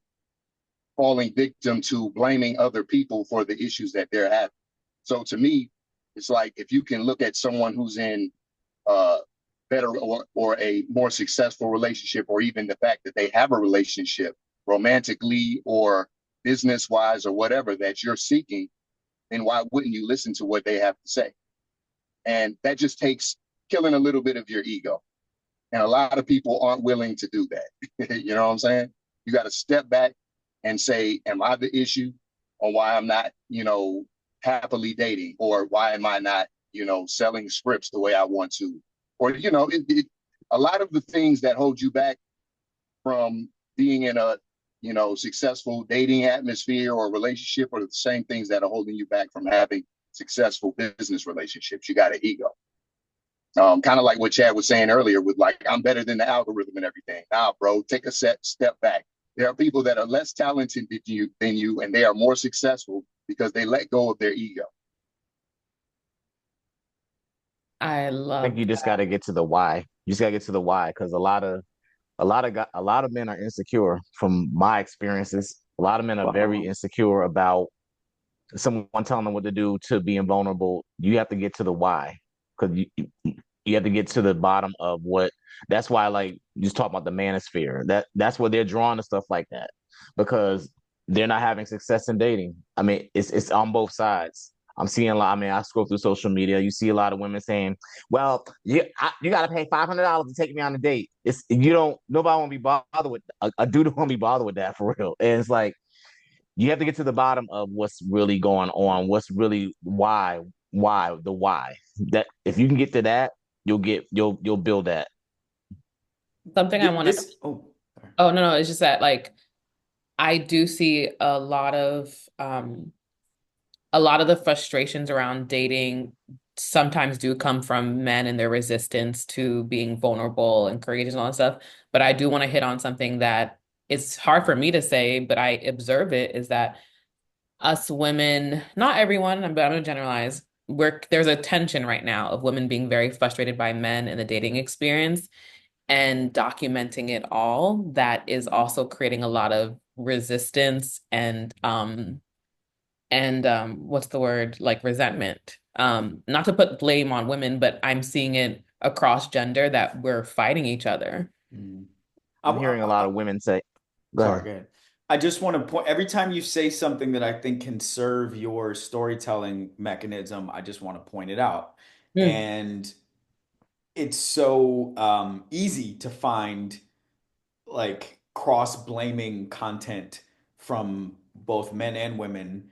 And I think if you can strike a tone of my own personal point of view on this is like, I think right now men need to start with looking inward. I think that's like a place that we should be right now before we start looking across the aisle at like who else is to blame for this. But if you can find, I think many guys are turned off by this conversation because they feel like they're going to be either immediately like emasculated or preached to, or they're going to be fed red pill manosphere nonsense that's going to Mm. make them and sometimes like not even when realizing that that's what they're being fed. That's the scariest shit is like it can seep in and you're not even knowing it. So I just want to point out like if you can be as nuanced in your storytelling as you have been in this conversation, like that's gonna go crazy. It's gonna go so far. Yeah. And you don't think I that like it coming from me as like a woman, like I'm always like, oh, will people listen to me? Like No, and like, okay, I have for a marketing like arm of what I do, I have to reach like white moms between 40 and 55 right now. And certainly I could go out and hire some other storyteller to be like the face of that message and yada yada yada. But in an effort to be resourceful and also just in an effort to have faith in like human beings, if somebody can't take a message that's a meaningful message from you, then I would want to test that before I just believe that I have to go find a different messenger. Like I think pretty much everybody on this call can hear you pretty good right now. Like there should be others who can hear you. There should be others who can before you go out and spend time and money trying to find a different storyteller. That's my point of view. Because again, my whole thing is like, let's get investment in Manushka, the storyteller, so that this community pops off, then her next community pops off, then the next one, because her voice has become so powerful and meaningful to lots of different types of people. That's my thought. I love I that. got an idea too. I think that like now that I think about it, I think it would probably be more valuable for you to hold like space for men to like talk about their dating frustrations. And so like having like a group setting like, you know, where you're just basically being a facilitator and like having a space like, okay, man, like what do you think is, like your biggest hurdle with dating or something that you feel like um is keeping you from, finding your match or finding the love of your life. I think that would be really good too. And probably have food and drinks there or something like that. But like create that atmosphere and you know, kind of make it like this. Kind of make it like a sample group where like you writing on the board and like you're not just talking about okay, what do you think a hurdle is, but how do you what do you think how to fix it and stuff like that, like offering solutions and doing the same thing for women. So that way you can get what, you feel like women are not seeing and want. And then you're also getting what men want too. And you can share with both of them. And then maybe you could have like a big one all together and then have, from those results, have an event that's centered around um, dating and like bringing the men and women together for one of your future events during the summertime or something. And then also too, um, it's like I have experience like dealing with this too because I'm in a writer's room, which is mostly Black women on Substack, and I wasn't there yesterday, and there was only other one guy, and he kind of was dealing with a lot of a lot of pushback from the women because right now there's a conversation on TikTok about why Black men are dropping out of school and stuff like that, and he got a lot of that, but I feel like and he took it well and stuff like that from what the facilitator told me, but I think like if you could create an environment where men they feel heard and they feel like they're not being judged by each other or by you like you're doing right now, you really just want to know, like I feel like that would like do so much as far as content wise between like showing showing like unity between men and women, especially Black men and women, and also like you know loyalty as far as people going to the event I love all the like things in you the future. mentioned are like the plan and the fact that you can see that. I really appreciate it. And yeah, I do very well with like small groups of men, 8 to 5, but it's like, how do we bring them all together? I think like by no means am I an expert, but reiterating a lot of the things they said, or something new I would add is like you have an extremely direct and approachable way of speaking. And so much of almost everything you said in this call could be something that you could use as content to draw people into whatever you're trying to do without them even knowing what it is. Because, and please correct me if I'm wrong here, Chad, with it, but if you notice, there's a lot of men in here. And I think one of the things that made it appealing, aside from, the success he's had, is that he's very direct and clear with his message. And, we're, typically simple creatures. So hearing direct, clear, consistent, vulnerable, like relatively is a form of vulnerability that men generally respond to. And I think that would help you, like really just being yourself. If right now you're being yourself, just be yourself. You're doing such a great job being yourself. I don't know how else to say it, but I think that would Yeah. really help you get what you need.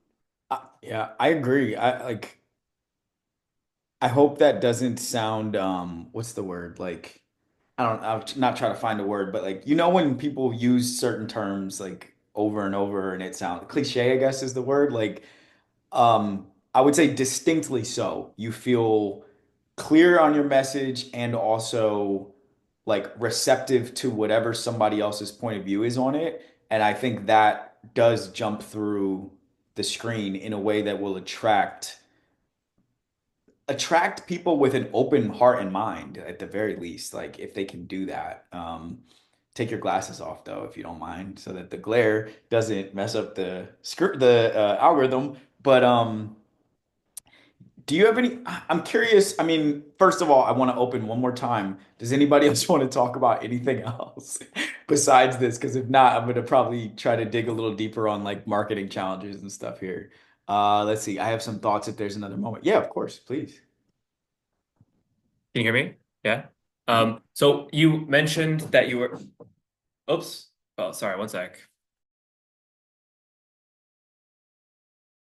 Oh, Chad, you're on mute. Sorry. While that's happening, I am curious. I think we have a general idea of where you're at in this process, but can you bring us in a little bit tighter to really see like where you are? How many events have you had here? Like what's the marketing process been like? Have you been spending money on the marketing? Has it been mostly sweat equity of your own? Like how's Oh, and Mohit is back. So let's do Mohit's first. Okay. Okay, so you suggested that you're a woman commenting on this stuff, and I just thought about that for a moment. And I think what a lot of women who talk on these issues, where they run into problems, is they don't understand that a lot of the things that they suggest are straight up bad ideas. Um, and like, so for instance, you suggest like, oh, like guys, the solution to men's loneliness is like hanging out with men, right? And so all of us responded, well, actually, hanging out with most men kind of sucks. You know what I mean? Like, so it's inherently like not an appealing idea. So often to men, going out is like a lose-lose situation because either you talk too much and you don't want to become the red pill guy, but you like accidentally do, or you hold back and then you see someone else do it and then you feel like shit. Um, and then something I also wanted to bring up was that I have dated two people, two long-term relationships. In both relationships, um, I've had to like teach the woman how to deal with an emotional man. So my current partner of 5 years, something that she said was, I wanted to just her ex was like a douchebag, like a typical man douchebag, and she said explicitly, I wanted to date an emotional man, but I didn't realize how much work it would be. Um, and so I think a lot of women like say things and like I think a lot of guys can see so transparently, like instinctively that like this is not true. Like what you want is like this is a is not connected to a human being. Like it's a Prince Charming in your head or like something like that. You know what I mean? Um and then Chad said something I wanted to react to as well is that you don't even know when you're watching red pill content. So like for instance, everyone here is like has seen the Hawk Tuah girl, right? All of that's red pill content. All of that. It's like crazy. Like why are you know what I mean? Like the whole joke of it was like making fun of her for talking about a blowjob on the street. Like the whole thing of it was like slut shamey weirdness. It was just negative, you know what I mean? Like the whole energy behind it was and all those street interviews are like uh red pill content. And I'm currently writing an essay reacting to a woman's essay about like the male loneliness epidemic. And something that she did that I really didn't like is she was like, "Oh, men are lonely, so therefore they should do this, this, this, this, and this." And I was like, maybe you just give your perspective and then add a period. You know, there I don't need like the you do this. I'll figure it out. Thank you. Like I appreciate it. You tell me what you're seeing, I'll tell you what I'm seeing. We'll figure it out together. But like I mean, she was really she compared like men to like rats and I was like, okay, well, you're clearly not you know what I mean? Like, so a lot of guys are also engaging with that sort of rage bait content. So it's just like there's you're fighting through a lot. I think people are here because hanging out with Chad is a good idea. And so it's like unlike hanging out with a group of men, we're like, oh, Chad, cool. Like similarly, people are going to your events because like hanging out with you is a good idea. So I think really putting your personality to the front, your acceptance of people from all walks of life, Yeah, I think that would be like tight. And it seems like you're already doing that. it does. Thank you. I Yeah. love I think Sean's gonna weigh in. Yeah, just kind of what Chad had said earlier about telling the story of the storyteller, just like listening to everybody chime in. It's always very entertaining. And just for, I know you were looking for content ideas, um, and just that, I don't know, like what, like if you're talking about making videos and stuff, um, but like if I was scrolling and I saw you ask a dude on the street, "Why are you lonely?" I would watch the whole video. Like I'm interested in what another guy, why he thinks he's lonely. because I don't think anybody really has the answer, and I think you trying to find out what the answer is in content form um, is something that could work. I mean, just thinking about myself, I wouldn't describe myself as lonely. I'm so busy trying to take care of my kids, trying to learn about Hollywood, all this other stuff, that when I finally have a second to myself and nobody to talk to, I'm like, oh shit, I'm lonely. You know what I mean? So I think trying to find the answer to that question can serve as great content. That's really this I'm is obsessed with this.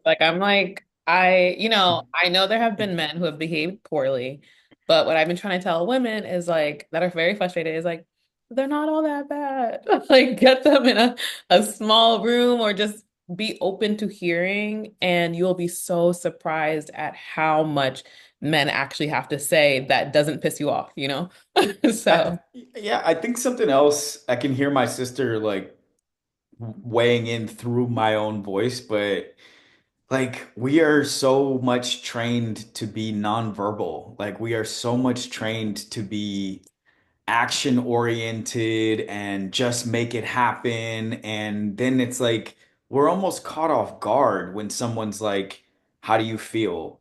Because it's like that feels like such a, I mean, I think a lot of the people on this call have obviously probably done some work to not make it so secondary, but in the way you're trained as a little boy, it's such a secondary concern how you feel. Like there is no feeling. It's like your job is to do this, run fast, conquer, get an A or not. Like be violent, be strong. Like how you feel is it's such a non sequitur, it feels like sometimes. So even I would say as adult men, like it's difficult to just say like what the thing is, what's going on, how it feels. Like Sean just said it really eloquently in a way that was like funny and surprising to hear him be like, when I finally get alone in my thoughts and I'm just like, oh shit, I'm lonely. Um, it's like it doesn't even bubble up until it's right in front of you that you feel that way. So, did you have more questions, Manushka? I'm also down to chat for a bit after we adjourn, whenever that is, because I am curious more about like your marketing plans and like what's in front of you with all this. So, by all means, feel free to share with this group, but also like if people want to trickle out, there's no more questions, then don't feel compelled. um what I will say is like something like my last event was a women's history event where we brought three generations of women together to talk about relationships. I had a 60-year-old, 40-year-old, 50-year-old, 30-year-old. And something that I realized was like, we're not having enough deep and meaningful conversations around relationships, and whether that's self, whether that's, someone else or your community. And I want to be able to continue the conversation with men. And I know that I have to like earn the trust and respect for to get them to open up. And so when it comes to continuing this conversation, even, I'd love to just connect with anyone at any point, however you all, I don't know how you usually do things, Chad, but what is happening here on this Zoom is so powerful to me. And you all are modeling a sort of like courageousness and the type of men that I want to see more in the world. And I don't know if you show up this way all the time, but this is what the people want to see, you know? They want to see that people, men especially, really care. And you all have shown so much care just by even staying here for, 30 more minutes. Like that is the what you guys are doing to my brain chemistry around men is so powerful. And I want to be able to like package it and like show it to the world. So I'm actually glad you said that because I meant to ask this before.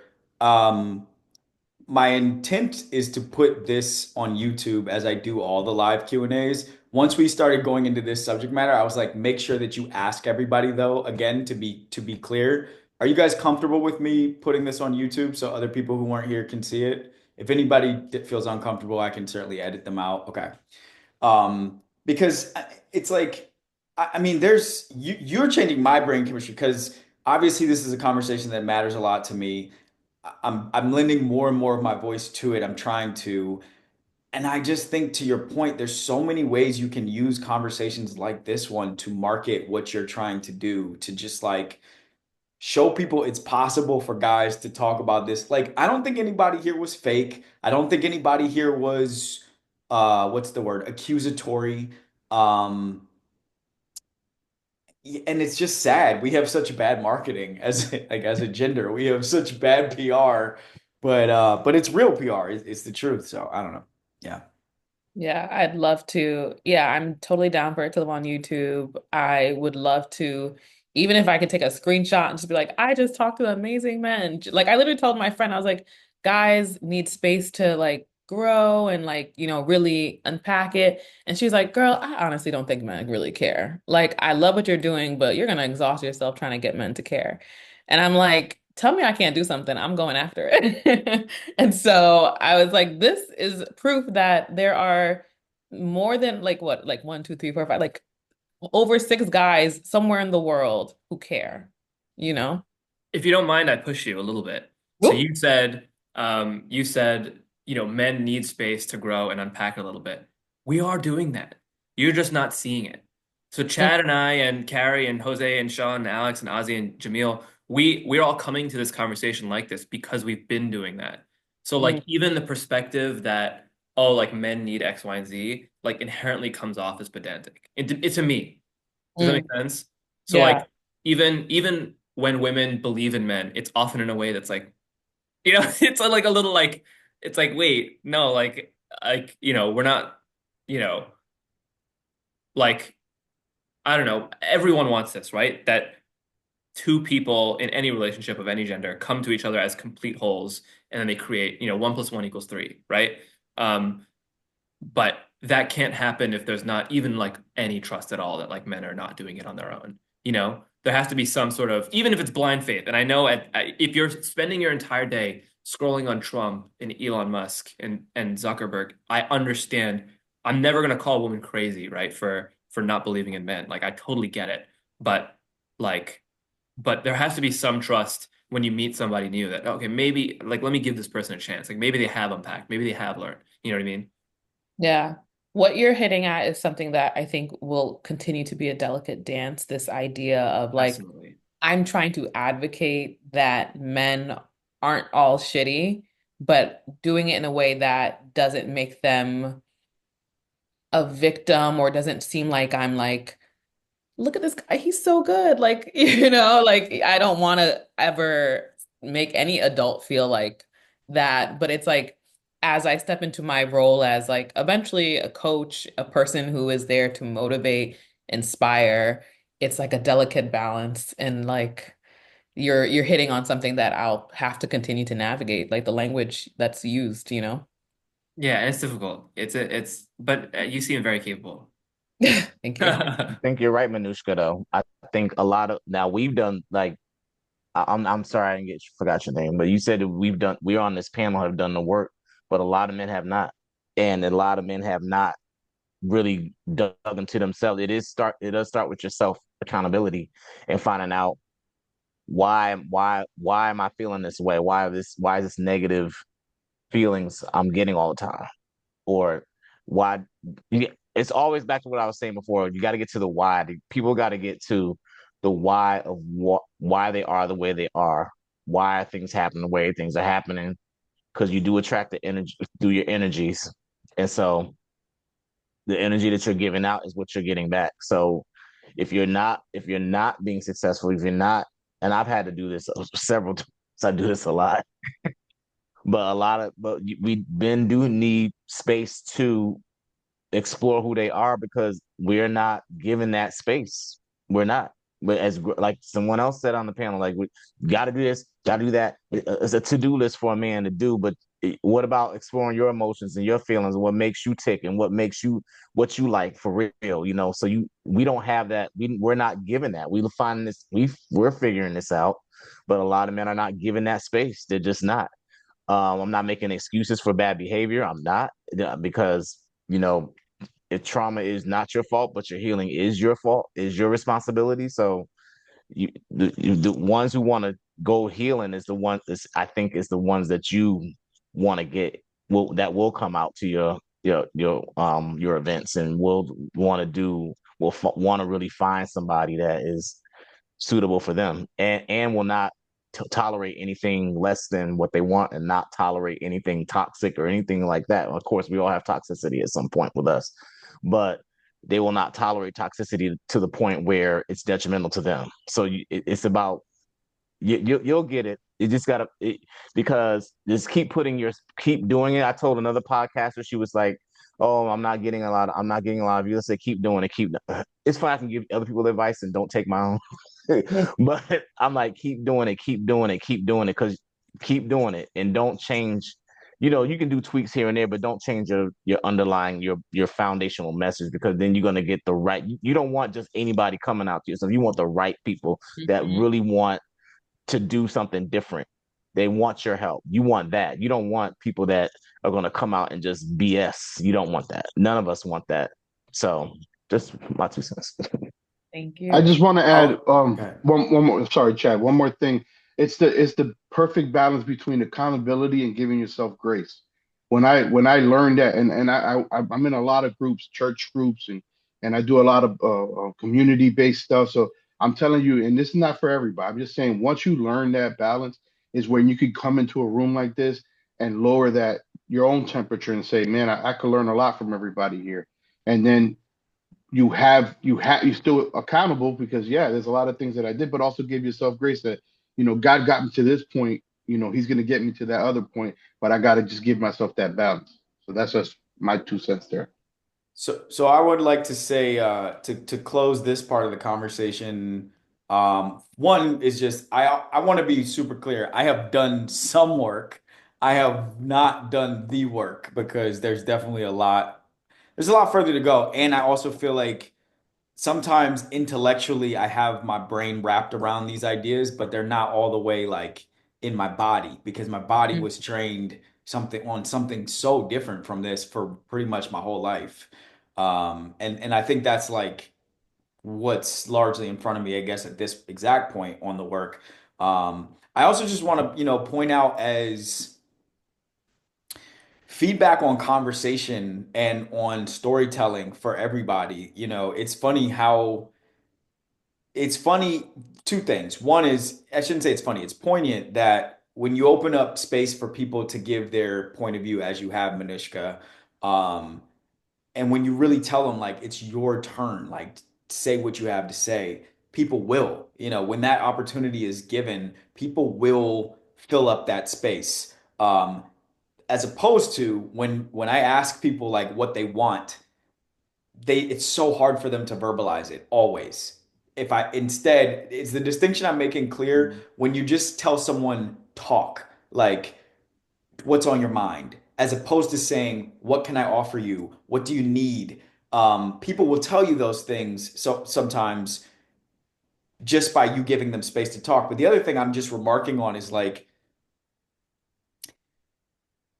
I think we as men, speaking generally, there's just like something that I'll say it really clunky and plain. It's like it's so easy for us to go into like mansplaining teacher mode by accident, and it's really fucking annoying. I know it's annoying when I do it. I know it's annoying when I hear other people do it, and I don't really have a good like closing on this point other than just it's courageous of you to like open up a space where you probably can expect to be mansplained to a lot by different men. And I'm sorry for that, but it's also I'm trying to find out I'm like, is it possible to get the market research that you need without also having that experience? I don't know, but I just want to point out that it's courageous. So, yeah. Yeah. I think honestly, growing up in a house with three boys has been helpful in understanding and they're like the most emotionally intelligent men I know, Mm. but they still have their ways of communicating and engaging with the world that I think has equipped me some. Yes. Yeah. Okay, so I just saw Jamil's camera pop back up, so maybe he is about to say something. Um, And I also want to always do a last, like, however many calls for questions. If somebody wants to talk through something, if there is an easy question in your head that you think is like, this is a dumb question, so I'm embarrassed to ask it in front of everybody. If there is a choice, you're deciding to go this way or that way. Like this is y'all's time and y'all's space. I don't have a clock to turn off here. You know, this shit is Chad, lonely. Yeah. no, I feel you, man. It's not really, it's more of a, an idea that we could kind of elaborate on as we go along. So I told you what I do. I told you what we got. Three of the biggest projects that we got going on is one that we're at the post-production stage and we're getting into film festivals. Another one, we trying to get licensing stuff for it because it's a longer, it has a bunch of licensing stuff attached to it. And then the other one is about, I want to say about 90% done. We just got a couple more, shots that we want to get. My biggest question here is that I mean, we've had success in the route we've gone. It's academia based stuff. We get academia in it. We got one of the films that I told you. It's going to a Ivy League school and a university. So we've gotten success down that route. I just want to know, how do I gain momentum? And yes, this is working, but we need more to work because we got 40 other films or 40 other data sets that we got to fuel, and we got a small team, and everybody has to have their jobs because that's what we got. So my question to you is, how do I get that to ramp up? I get the point of being on the socials, but some of this stuff doesn't really relate on the socials. So I just kind of, I know it's not a well-rounded question, but that's my question to you. How do I get more momentum? How do I get in front of the people that, besides the film festivals, all of the other things that we've gotten? What else am I missing here? Okay. I'm gonna I think you said the answer in the question at the very end, which is you said it's not a very well-rounded question. And I had this experience last time as well, Jose. So I wanna speak on it, which is I don't know clearly what you want and what you're doing to make it happen. I'm very unclear on that. And until that's something you can say, this is the feedback I gave Lawrence yesterday on his TV pitch. Until it's very clear to me what do you want to happen and what what do you offer, I hate to be like this, but this is how the industry is. Like, if I can't understand it simply, we're in the business of entertainment. Like, we are not in rocket science or surgery or anything that where people are willing to be patient and take time to digest the complexities of an issue. We're in this business. Like, so I really want to challenge you to tell me, where are you at and what do you want to happen? When you say how ways to push it forward, I don't know what that means. I'm asking the same question I asked Jamil. What do you want to have happen? And then maybe we can reverse engineer it.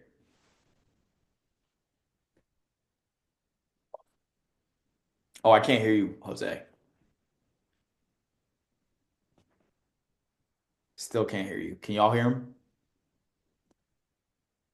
You are muted, sir. Oh, you're still okay. You're back. Yeah, you hear me now? All right. So Yes. yeah, so I know I'm it's not that I'm it's just certain things that I can't speak about because of the complexity of the back end stuff. But just to give you in short, it's like my biggest thing here is that we've gotten a proven method that's working.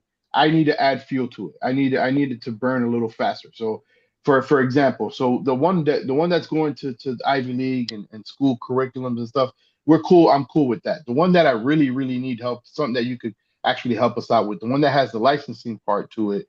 It has fuel. It went to overseas film festivals, and there's people behind it. How do we get the that last piece of capital? Who, like, it's music based. It's Mississippi blues.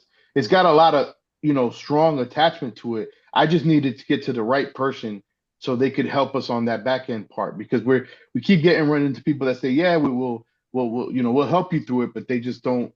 There's no follow up. So I have no problem with following up. So if I got it to you in an email and you could see all the, instead of giving the details here, give it to you in a detailed format. Could you look at it and say, hey, I could help you here, or maybe this is direction that you might need to go here? This is not the answer you want, but I think the best way for me to help you right now is to figure out how you can verbally tell me what it is that you want and and how you want it to happen, because that's what you're going to get from everybody else. Like Okay. they're not going to say, yeah, and you know what? Actually, they'll do the opposite of what I'm doing. They will lie. They will say, yeah, here's my email, send it to me. And then they will never look at it. So I really want to challenge you again.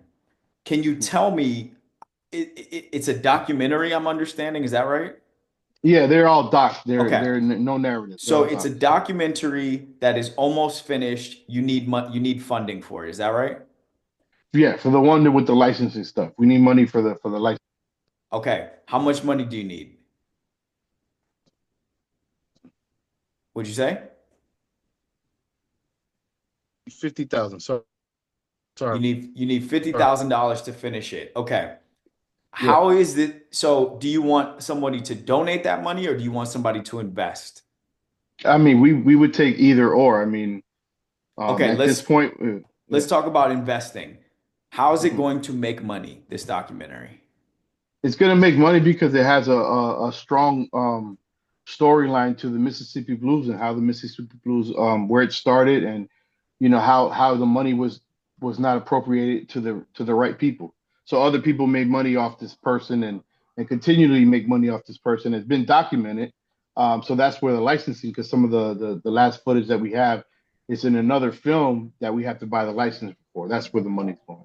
So I'm sorry, my question is that once you are finished with this documentary, and I Mhm. hope everybody is paying some attention to this because like this is the only conversation that is really going to matter outside of speaking to other artists about your Mhm. art. How is this documentary going to make money? Like, how am I, as the investor who gives you $50,000, not actually me, because I'm not doing it, but how is Chad gives you Mhm. $50,000, right? So I'm hoping for a return of at least my $50,000 back plus some kind of credit, right? How, like, tell me as basic as you can. Tell me the way you would explain it to an 8-year-old. How is that $50,000 going to come back into my pocket? Where's it going to come from? Well, because we expect it to hit theaters and sell out in theaters, something that's going to be watched and premiered worldwide, for sure. That's Okay. for a fact. So beyond your personal expectation, right, which is very subjective, Mhm. give me another reason to believe that this documentary, like, and what I'm pointing to is eventually what I want you to tell me is, well, we've already shown the bit of this documentary that we've made to an audience of X amount of people. Here's a video of the crowd response. Well, we just saw that these 7 networks just bought documentaries that are in this space. So we know there's a market I for got you. it. Well, you know what I'm saying? I'm looking for No, an I got you. I answer got because I think this is the answer that you're looking for. You're trying to figure out how to finish your doc. The answer you. is you need to be able to prove to somebody that to give you the missing element that they're going to get something back from that. And Spike Lee says to me, my word on it isn't good enough. I still got to prove. He says about his own word, I still got to Mhm. prove it to them. We go into a pitch meeting. I'm like, hey, I really want to play the role if we sell this show. He's like, they're not going to take my word for it. You got to prove it to them. So, like, where's the overwhelming case that you are going to be able to get this $50,000 back? I think that's the problem to solve right now. Okay, and saying that we have it, I just got to propose that to whoever I'm going to pitch it to. Show them that we've done these things that you said, or have these, I want to say algorithms or analytics that we've done this, and this, and got to this point. We just need your help to get a little further. You're going to have a couple challenges, right? One is you need to have an overwhelming case to make that $50,000 will have a return on it. But the Mhm. second is You got to find somebody who has $50,000 to invest in a documentary, and that is difficult to find. But having the answer to how this thing is going to make its money back is going to solve both of those problems. Once you can make that case clearly, and once you're loud and noisy about what you're building on socials, I'm not saying you got to put the doc on social because you don't have it, but if you have pieces, if you have pieces of the story, if you have pieces of the history that will compel people to want to invest in it, you start telling that story, you be really loud and noisy about it. Now you get a little bit of attention from some blue checks. You get a little bit of attention from some non-blue checks. You go check out those people. Oh, okay, this person looks like they were a producer on this other doc. But I don't see any other credits on their IMDb. I wonder how they ended up being a producer on that doc. Maybe they invested in it. Follow up with a DM. But the first most important step is, I think, Jose, it would serve you if you can say, first of all, if you tell somebody like you have told me a couple times, I have all these different projects that I'm working on. I've been in this seat, right? I went to Sundance. Mara Brock is the creator of Girlfriends, uh, Being Mary Jane, The Game, right? And I run into Mara Brock in front of a theater. She says, "Hey, let's go get some dinner." We end up not going in. So we go get some dinner. We sit there for an hour and talk. She's like, "What are you working on?" And I'm like, "Great, this is my chance to pitch Mara Brock as my showrunner for something I'm working on." I throw like three different things at her, and she's like, "Well, you don't sound that enthusiastic about any one particular one of these things.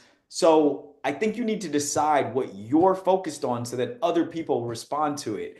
I'm sensing a little bit of the same thing here, where if you tell me about 80 different docs, I don't know where I can stick my key in. If you tell me there's this one doc that you're so passionate about finishing, you have all these elements in place. If I get this last $50,000, then I'll be able to do this marketing and distribution plan. And I have this agent lined up who's going to have a conversation. Like, now all of a sudden, it's easy for the person on the other end to process. I'm always trying to think about, how do I make the sale easy to process? I don't know what entry points you all found me at, but at some point you saw something in front of you that said, "Click this," and then this happens. And then you saw something new that said, "Click this," and now this happens. Then you saw something new that said, "Click this to spend 2 hours with Chad for $47 a month." And it was easy at every point in the, if it was hard for y'all at some point, please tell me, because I need to fix that part, right? But this is the point that I'm sort of making, is like, make it easy for somebody to stick their key in what you're working on, if that makes sense. It makes sense. Thank you. Thank you. Yeah, man. Um, oh, great. Mohit has asked 3 questions at least. Did I miss a question, Mohit? Because I thought I saw you ask something else. No. Okay. This is perfect. The 3 questions, yeah. All right, number one, how do you manage screen time as a creator who tries to generate screen time in others? I often feel like I'm quote unquote working or quote unquote getting inspiration when I'm scrolling, but I'm really wasting time. How do you fit Or remove. excess? Yeah. Oh, excise, like, yeah. Yeah. Oh, I always say that word wrong. I always say exercise, like The Exorcist. Screen time in your day. Damn, I've been saying that shit wrong. All right. I'm so glad you asked this. This is the kind of shit I love to talk about. I am vigilant about using these apps as outbound tools, because my spirit, my emotions, my brain cannot handle the influx of things I can't process, other people's achievements and families and accolades and voices, and I can't take it. Mhm. It is very hard on me. Like, to a point of misery. It's hard on me.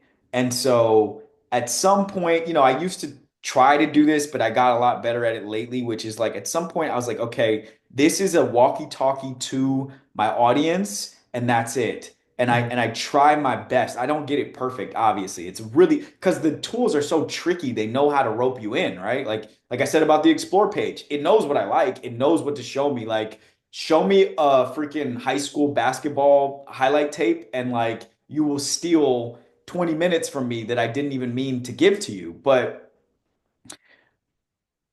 it's like a it's like a decision of urgency. Like, I can't do this professionally if I'm constantly taking it also messes with your taste. It also messes with your voice. You start feeling like, ah, there's nothing left unsaid because all these points of view have been taken.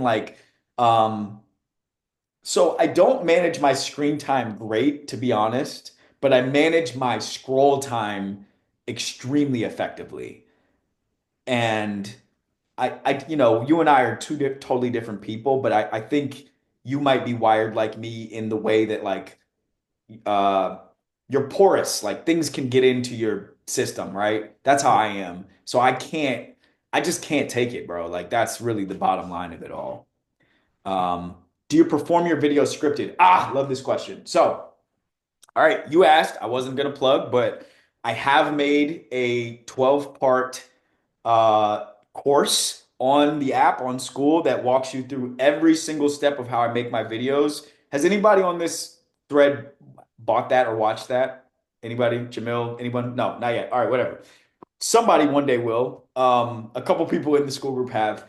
Long and short is they are scripted in my head. I tried writing them out. I tried using an app, a teleprompter app. But what I found is the most effective way for me to say what I need to say and be present in a way that speaks to the camera is I do it on walks with my dog. I do it in the shower. I do it on a car drive. Turn everything down except some music that just has if I want music, just music with no lyrics because I can't let other voices in when I'm doing it and I talk myself through and around over and over. What am I saying? Like, what, not meaning the words, but like, what am I saying to somebody?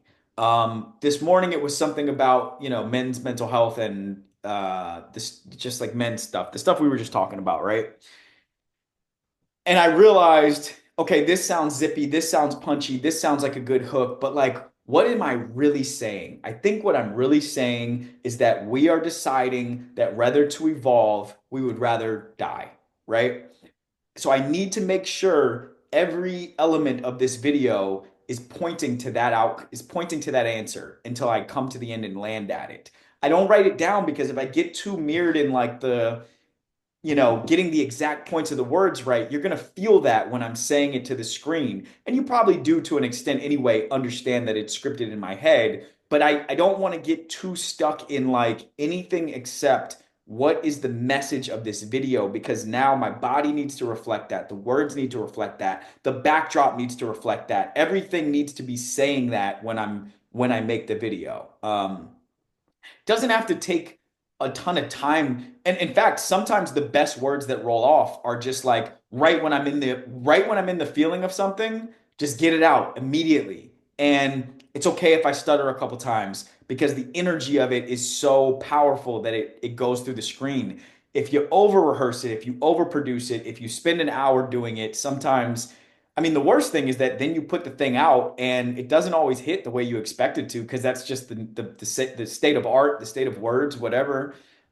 And then you feel like you lost an hour on something that wasn't meaningful. But like that's generally my answer is I script it in here more than anything. And when you're Um, rehearsing it, are you rehearsing it out loud, like with your dog? yeah, yeah, I Yeah. talk. Yeah, yeah, yeah, yeah. Oh yeah. Like I gotta get the words into my mouth. I gotta get the words because the words in my mouth are gonna then come with a face, which are gonna come with a whole like, you know, you're really trying to. I hate to like be so like the craft about it, but it's like you're really trying to let the message be in control. Like you're really trying to let the thing that you're saying tell the rest of you how to say it.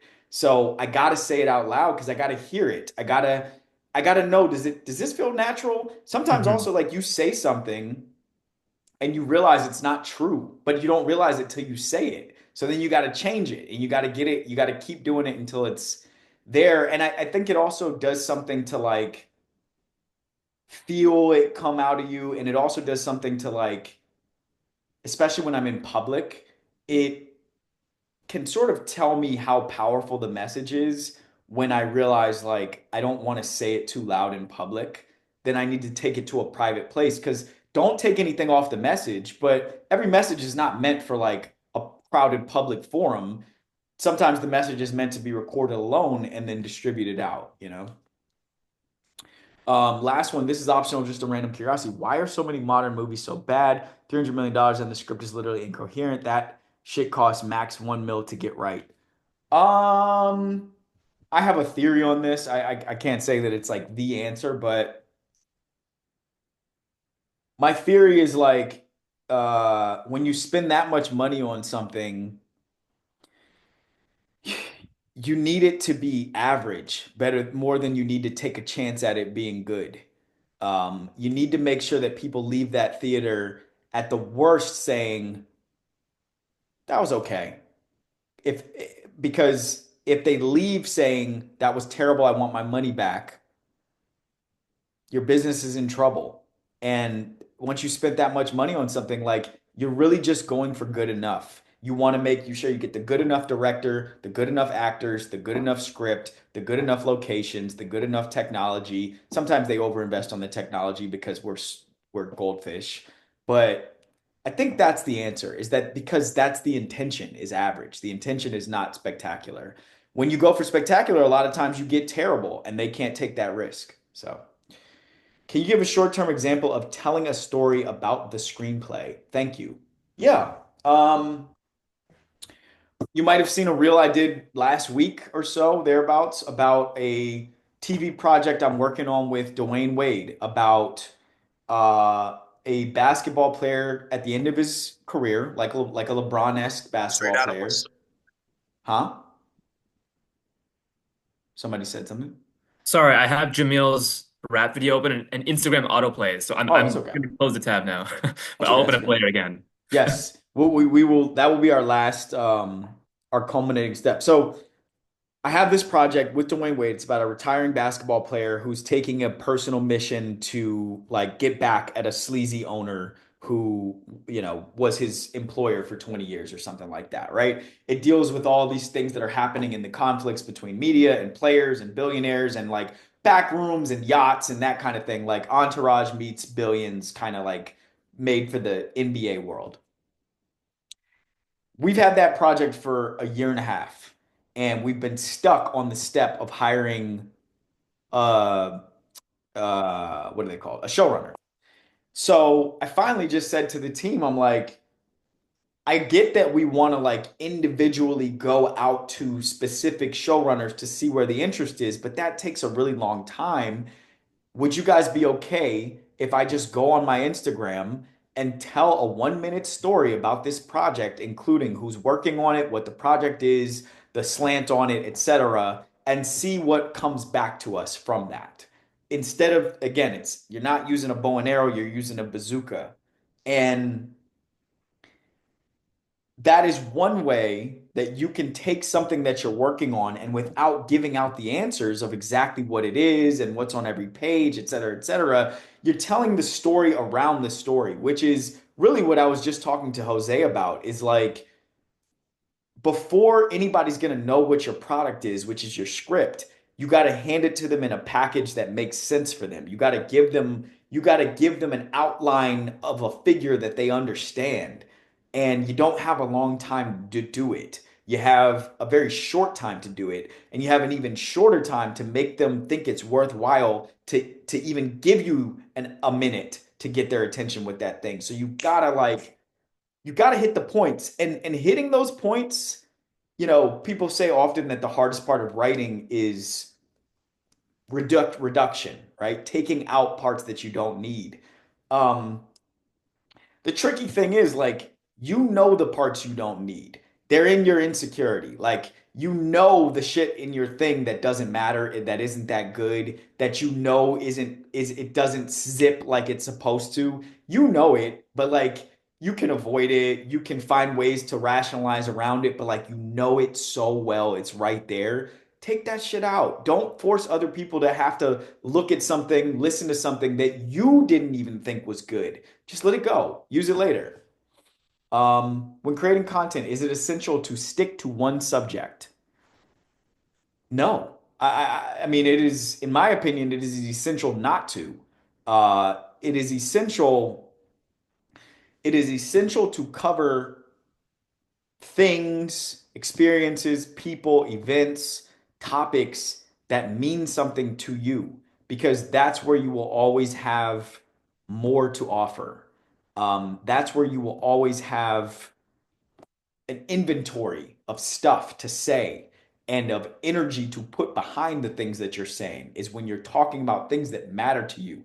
Um, an advisor of mine who was on the last call, he said to me, I can tell even when the sound is off how the video is going to do based on what you look like delivering the information. And what I look like has a lot to do with, do I actually care? Am I actually inspired by this? Or am I just trying to think of something to say? You usually will always have something to say if you will let yourself say what's actually on your mind. And if you remove the mandate to speak on a very particular subject matter, that the subject matter almost doesn't matter. As long as you have something to say and you're energized about it, people will connect to it. People will resonate with that energy. That's why, I mean, like, think about your favorite artists. Think about your favorite musical artists. They don't make the same song. They don't make a song about the same thing every time. They might make a song about 10 different things on an album, but it's them, the storyteller, the artist, the inspiration, that the connection that they feel to the material that you are responding to, because they give time to it, they give thought to it. Um, Anybody else have a question? I have reached the end of the scroll here. If you do, feel free to drop it in the chat or just blurt it out at this point, because I feel like we're all right. We're at 3:11 now. I'm going once. Anybody want to say anything else? Ask anything else? Or else I Just the will. Jamil's video we were gonna watch, right? Oh, yes, yes. And I also should add, Laura, I've taken two people up on it. Two people asked for one-on-one sessions like this. Um, I've done two of them. They're an hour long. They are $500, which I understand is a real investment of money. But you will have me for an hour. If it's worth it to you, take me up on it. I'm gonna stick it on the school group soon, but I haven't yet, because I wanted to make sure that I wanted to do that first. And now I feel pretty good about it. All right, Jamil, can you share your screen with Yo, the group? oh, know how to do that. Maybe not. I think I can do it. Oh, Sure, able to do it. Maybe you can do it. let me see if I can figure it out. Oh, shit. Can you all see that?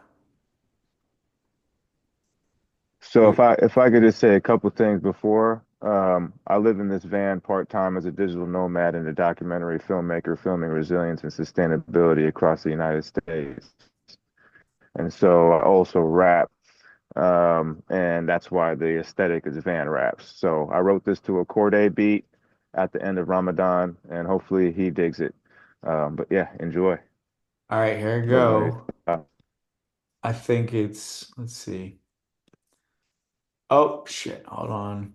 Stop. Don't even need a hold pen. These days, y'all are so pretentious. Online like to play pretend. Ridiculous way that I'm spitting this viciousness. Ain't nobody be as bold as him. Ain't nobody be as cold as him. Heart froze from the foe within.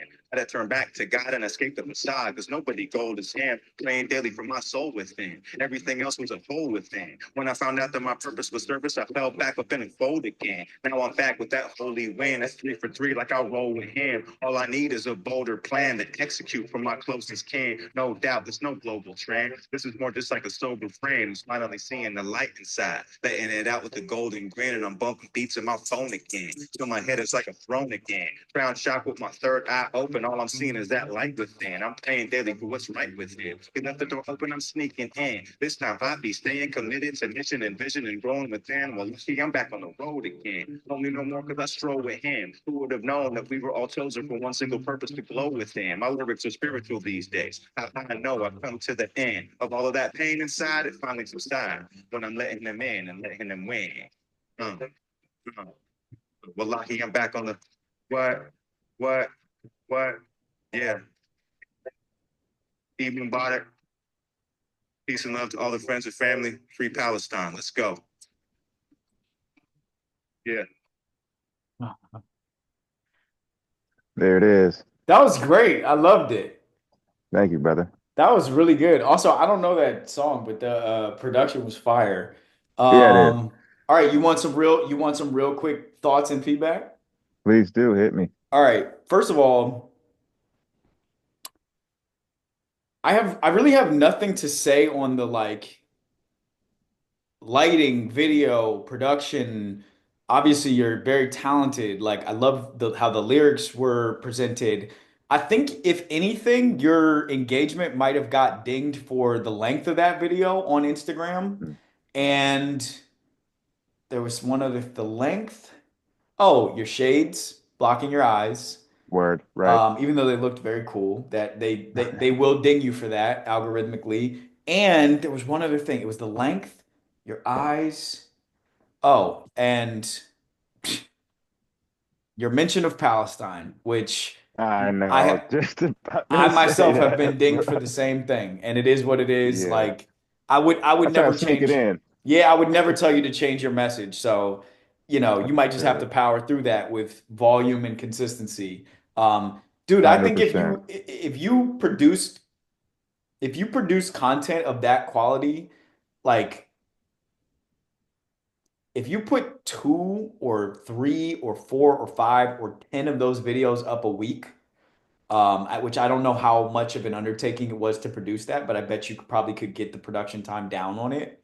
Like, and Yeah. again, they don't all have to be bangers. Like, they don't all have to go off for 10,000, 20,000 views. Like, but some of them will go off. And then, like, one of them is going to get 100,000, a million views. Now you got all these new people who are like, and it's going to serve the cause of your series by accident, just by drawing so many eyeballs because you Right. obviously have a Right. talent you can do on repeat any. I don't know if you can do it anytime you want, but you can probably do that a lot because you can rap, right?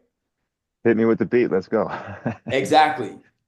You know what I'm saying? And I want to Yeah. point this out because this part's really important. This is a challenge for me. We undervalue things that come easily to us. We Mm. overvalue things that are hard for us. So the fact Yeah. that I can't do that, I couldn't just like turn a beat on and do what you just did right there. That's really valuable, man. That's a superpower. Use that Word. shit. Make a Thank lot you. of those, dog. Like Okay. make a lot of those. That will draw people in. That was really good, man. I appreciate you. Feel free to share it with your boy. Hey, I mean, first I'm gonna share my song with him, but second I will be like, yeah, Okay. if he's like, yo, that's fine, send me some more shit. But no, for real, like I Yeah. would happily send that his way. Who knows if he would look at it, but Thank yeah, you, bro. I man. appreciate Okay. you. And I appreciate everyone here for sure. Oh, y'all couldn't hear it. Damn it. It's in the chat. So if Yeah, y'all it's want in to the grab it chat. real quick. Um there's a couple things I want to say to y'all on the way out of here. If you are willing, drop a comment in the school group or yeah, drop it in the school group just to be like, today was cool, we did this. Whatever you feel, even if you feel like you hated it, say that. I don't care. Just tell people that you came and whatever your experience was. Otherwise, I will see y'all in 2 weeks. Manushka, I would love it if you could hang out for like 2 seconds after everybody dips just to close the loop on everything we talked about. And for the repeat folks, like, yo, thank you all so much. You are already establishing a culture in this thing that I feel very happy to see form. And for the newbies, like, I mean, newbies meaning like you came to the second one instead of the first one. Thank you for showing up and like showing up. You know what I mean? Like being present, using your voice, asking questions, contributing. If anybody else doesn't have a question, I think we're good to go here. I have one question for this group. Do you mind? I don't know how this will take shape, but do you mind if I like share a screenshot of us and being like, wow, I got to talk to amazing people today? Do it. Not at all. Thank you. All right, camera's Not at going on. all. Hold Put me on that dating site. Honestly, I'm single. Let's go ahead. up. Do you Come want to me, come to me. do you want Make sure Instagram make sure you get tags? my good side. Okay, I'm gonna do a quick screenshot. Do you want Oh boy. tags from us do you want Yes, Instagram handles? I would Can you love. guys put your handles in the chat, please? Okay, quick picture. What's up? It's gorgeous, stunning. Thank you. Yes, handles in the chat, please. All right. uh. Also, where can I find the school link? Is it in your bio? Are you not in school, Manushka? I don't know. I literally was like, "Oh shoot, let me do this today," and I just DM'd you, and here Oh, we that was okay. That was you. Oh yeah, for are. sure. I'll get you. Hold on. That's Literally, crazy. this was not the plan. I was like, "Wait, like your content again is very compelling." I was like, Follow, yeah. "What's going on Thank you. here?" I appreciate that. All right, this will get you into school. All right. Yeah, it's a community that has 645 people in it now. The way most people use it to this point, I mean, I'm just gonna throw this out here because I like asking for what I need. The way most people use it at this point is you see like there's about 15 people or so who are subscribed to these biweekly Q&As. Most people use it to ask me their questions in one-off chats because they are just probably too shy to ask in front of everybody else in the larger like community message board. I would like to see more people use the message board to show that there's other people here you can talk to besides me. And that other people have real stuff to offer and like connection and collaboration. These people are all over the world also. Like I saw a couple people uh, trying to organize like a meetup here in New York or something like that, which I think would be really, really cool. I would love to drop in on. But, I have big dreams for this thing. So I'd love to see y'all showing up for it. I appreciate y'all. Well, All righty. All right, gang. I'll see y'all in 2 weeks, I hope. Peace, y'all. Adios. Thank you. And Thanks, y'all. Have a good one. let's see, Manushka, I'm actually gonna end this meeting. So let me think about this. I'm gonna end the meeting because it needs to stop. Actually, I think I can just stop the recording. Yes, I can.